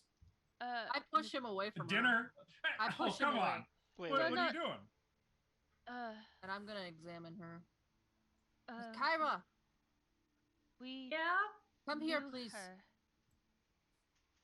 Okay. As you're walking in, like you can hear the faint clinking of the chains hanging above. Can you not eat this one? Don't. Well, what am I gonna eat? The Do things you outside. realize how long it has been since I've had a good meal? And I've been walking around with like free sausages all day and restraining myself. You can't tell me no on this one. I'm telling you no. He called you Bend sausages. your bones in your body, right? Make an intimidate check. One of Fea, you may assist. Sione. Okay. Oh, you want me to do it? Yep, this is you. I will I don't know who blow this your is, fucking but- asshole off your body. Intimidate. I didn't roll great. Oh, I get to roll. Yeah? Mm-hmm. Yeah. I forget the difference between Pathfinder and 5e sometimes. And Alvin, correct me if I'm wrong, it is hit die plus wisdom modifier? You didn't roll Yes. any- I don't think you did. Dude, when have I rolled good today? Tell me. Not today. Once. Twice. Well, listen, I want to help you out. I do. But that's our dinner. And you can make all kinds of threats, but I'll just come in and maybe just like when hold Kyra my gets sword to, out. When Kyra gets to me, I will cast a spell.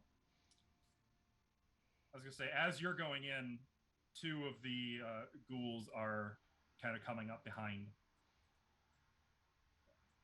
I cast I'm gonna cast Resilient Sphere on us in here. Including Olak? Whoever's next to me. I was gonna say, you're not gonna be able to get Olak in there. No, I don't. Just us three in the body. I will kneel down and do a heal check. Just so we can check out the body. Oh. We knew her. I just ignore him. My sympathies, really. But I'm hungry. But could you just like maybe Kyra, can you tell me how she died? Maybe just an arm? Or when she died? Like he's continuing to. My heal check is 30. Probably should just 30. let him have it. You're getting. It's very clear to see she was in a fight, probably against multiple opponents. She was hit with multiple arrows, but it looks like the cause of death was actually a throat cut with, and it's not a clean throat cut, nor is it one that was likely done while she was helpless. It's more like somebody was in a duel with her and someone got a really skilled or lucky hit with a very sharp weapon going for a throat cut. And the cause of death was drowning in her own blood. Can I tell how long ago she died? Body's still warm. So it just happened. Like a I few think hours that ago? She died within the last 12 hours, and it looks like she was fighting a lot of people. All the arrow holes, and I don't know, somebody got the best of her and slit her throat. Oh, sorry. I would like to bring her back. We can't do it now. We can do it later. Oh, come I on! can do it now. Well, She doesn't need all the fingers. I don't know if we should be taking her around in this place, but if it's better to do it now. Just stick it in her hole. In your hole. That was my plan. I'm going to stick her in my hole. For now. Okay. Unless you want to do this now. I mean, should I like? I don't know. She's dead.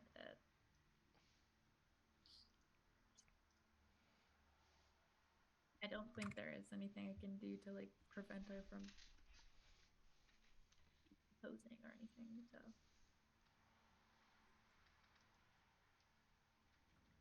Do you want to bring her now or wait? That's up to you. You know her. I don't, so. I just don't want anything to happen to her in this place. That's all. We could bring her. I don't want to just send her back. She won't know. Faya, what do you think? Just keep her. If we take her, we need to offer them another body.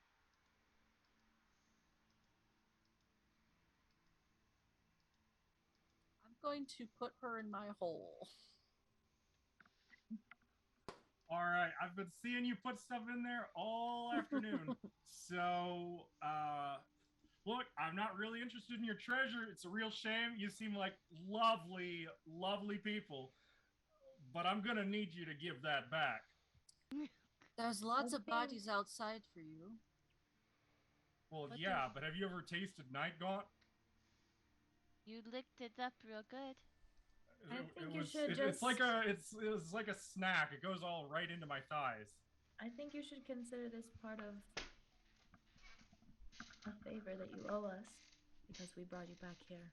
I will allow the three of you to attempt a diplomacy check. I'll make the roll. I'll help. I'm not trying to intimidate.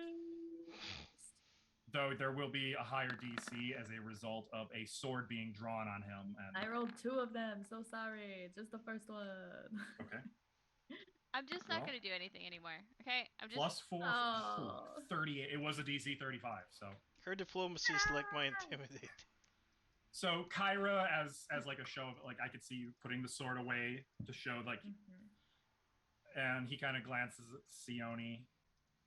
And you can see him recall, like, he's intelligent, and you can see him thinking this one through. And you can see the other ghouls behind him just watching. Oh, well, when you put it like that, I suppose there's always next time. After all, statistically speaking, it's only a matter of time until she ends up back here again, one way or another. So well, you'll probably see us all. Where is this connected to? Hmm? Do you know? Oh yeah, of course. It was the entire empire of Thessalon. So anyone who dies anywhere in I can't remember what you folks call the place. Anyone who dies there, though, or anything, animals sometimes. We get goblins down here. They all come here? Oh yes, eventually, but only one per day. It just picks a random, recently dead individual from that landscape. Maybe not all of Thessalon. I mean, it does seem like it's primarily focused around Shalist and Eurythnia and Baklakan. But Magnamar, then? Never mind. Interesting. So, are we all cool? Are you? I could never stay mad at you.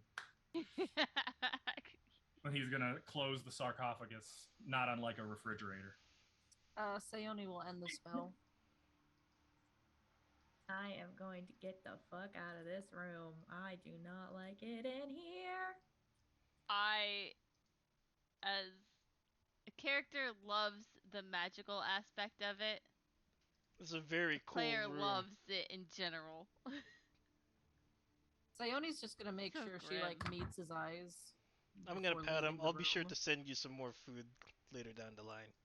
My friend, that's what I like to hear. You get a load of this guy? He's a big walking suit of armor with a sword and a gentleman to boot. And some of the other ghouls are kind of muttering to themselves. They don't look very happy. Hey, guys, it's okay. We've got the other white meat out on the porch. We're not gonna go hungry tonight, so it'll be fine. And but hey, I've just thought of something really great. Do you know, in all these years, I've never actually tried Blue Dragon. Oh, okay. Well, it's your Can lucky you eat day. the meat? Oh, we find a way. I'm trying to think, like, if blue dragon is even edible, like, would it not be like? There's meat in there. I got dibs You on the get heart. under the scales. I'm just again worried about Olak and him eating hearts. And you know what else? Tried to eat a heart. It was a green dragon. I don't know about you, lads. I've never had Moon Beast.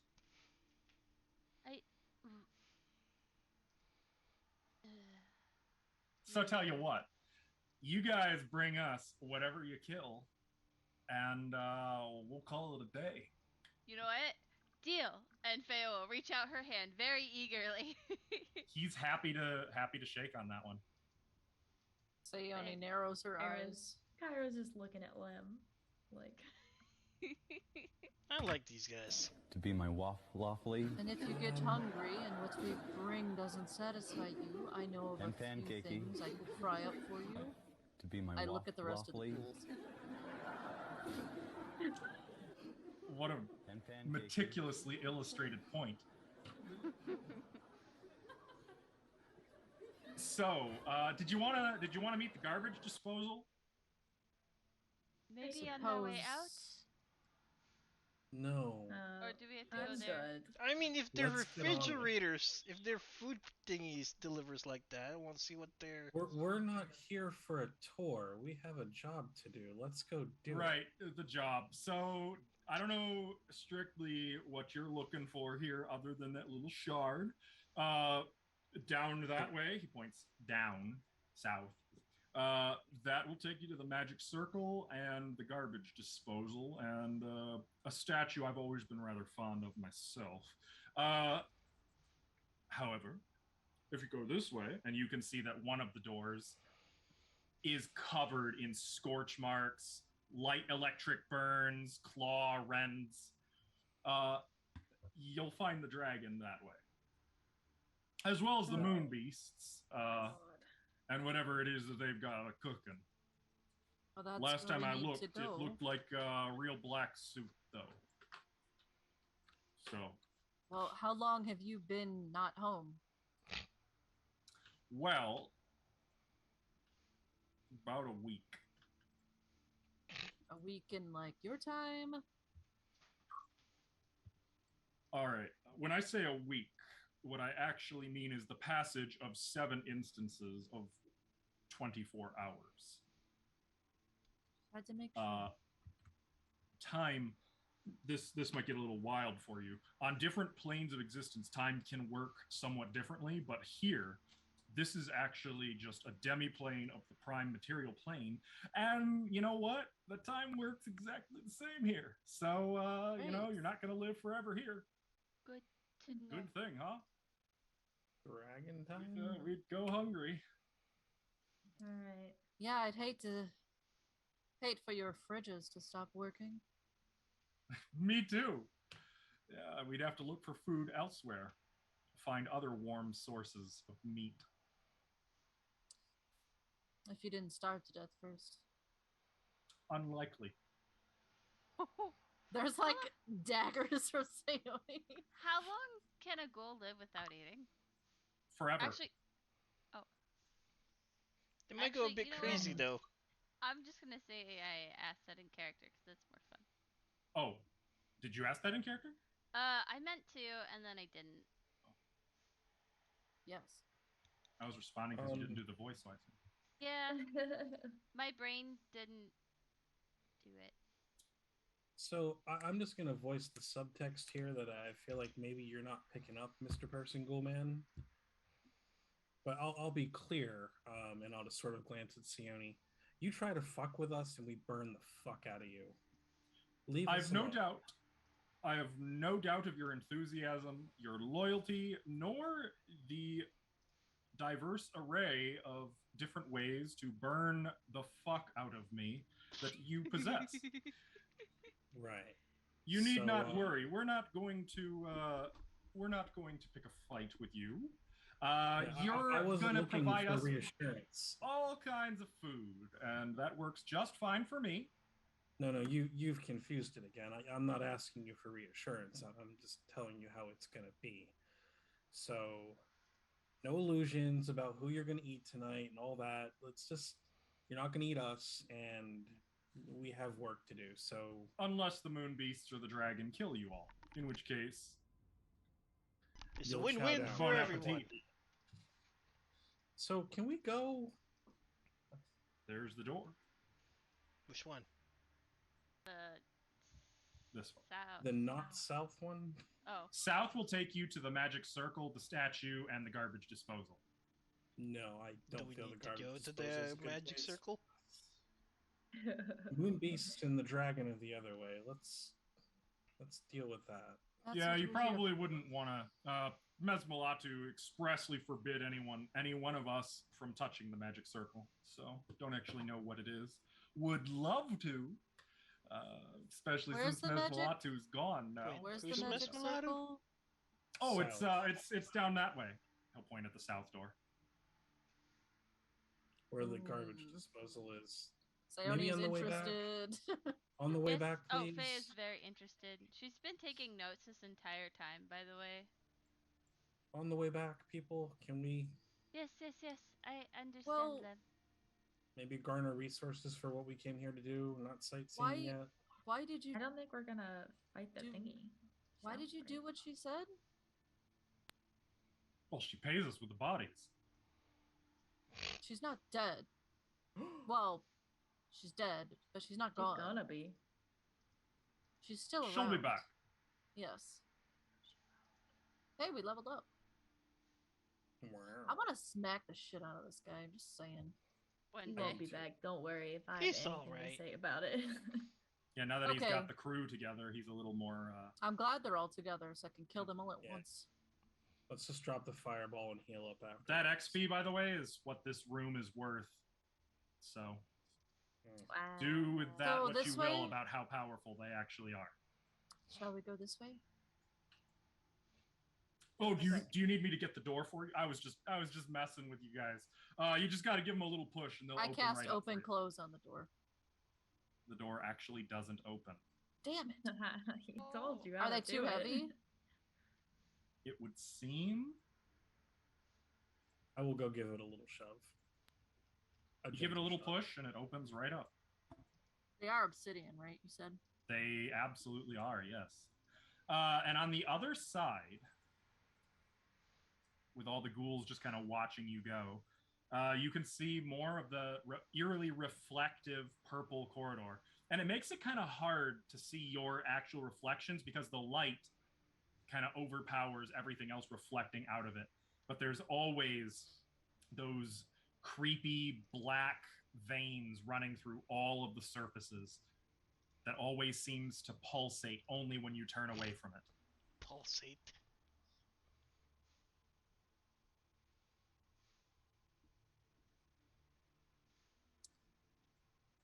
And you can hear from somewhere not too far away a terrible, inhuman cacophony of shrieks and gibberish that echoes from somewhere. Is that normal? And he's just waving bye-bye to you as the doors are kind of closing. Can I understand it? No, there was no language to it. It was just... Like a... Yeah. Okay. I'm glad we clarified.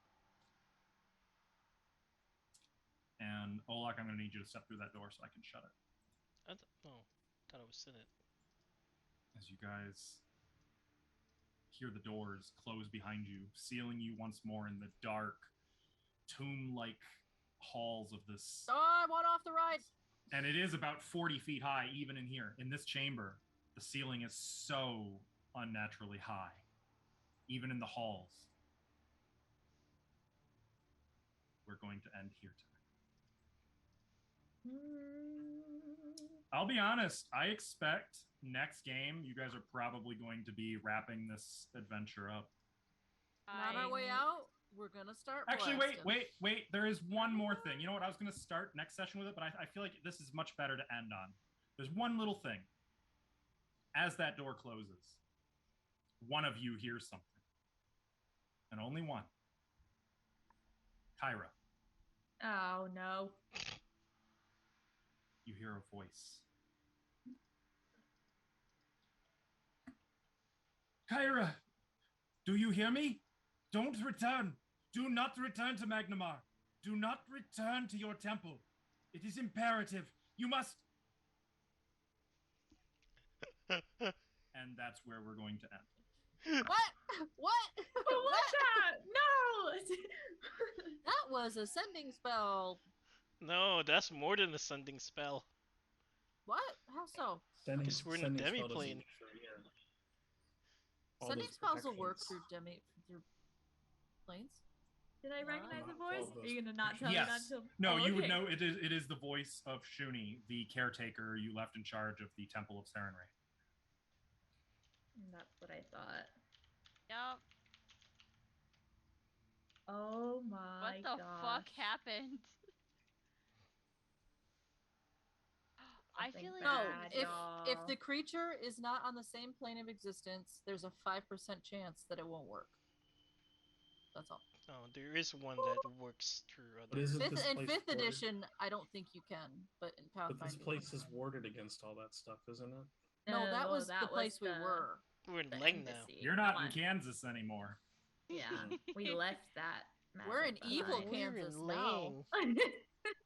Oh no! And you guys are now 15th level, which, if I'm not mistaken, means 8th level spells for Faya and Kyra. I feel like we just leveled, though. I What's know. going on? Have you seen the giant chunks of experience points you guys have been getting, though? Yeah, that's true. In 2 game sessions, you got over 200,000. Actually, you got over 275,000 XP. Yeah, but we count all the smaller encounters. I'm willing to bet you got over 300,000 XP in 2 game sessions. With Pathfinder, though, they don't skimp out when they know you're gonna need it. It's true. Actually, you should probably be alarmed. I am. That's that what a I'm social saying. encounter is worth 75,000 XP.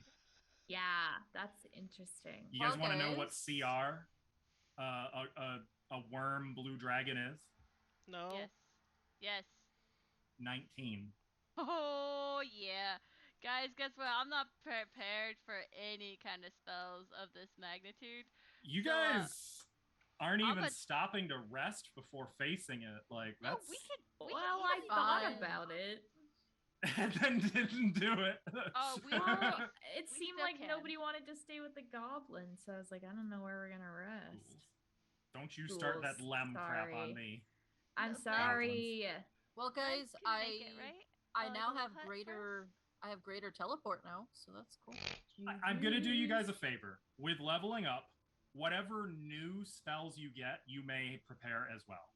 So Faya, you may prepare Faya and Kyra, you may prepare the new spells per day that you get. Only the new ones, though, not the ones that you've already. Ooh, wait. What about me? You as well, if you're assuming you're doing a War Priest level. Yay. I know you like to mix it up sometimes. And next week, plan on it. We'll give you guys a recap on kind of what we did for the levels up. But thank you everyone for watching tonight. I'm so excited to be able to journey with you guys into Leng. You know what this means? Next week. Oh man. So through October, all of our October games, you guys are in Leng. How cool is that? That worked out really well. Spooky. Yeah. So we will be live again next Monday at 7 p.m. Eastern time, various time zones. If you want to catch up on anything you may have missed today or in past game sessions in this campaign, most of it, or other campaigns that we've played on the channel, you can find that on our YouTube channel, linked in chat. I'd also encourage you to check out all these wonderful, lovely people in their natural environments. Except for Michael. If you run into him in his natural environment, you probably have messed up, actually. Wait, what if they run into me? Honestly, that's likelier than I feel like it should be. Yeah. But thank you guys so much. Take care of yourselves. We'll see you next week. Good night, everyone.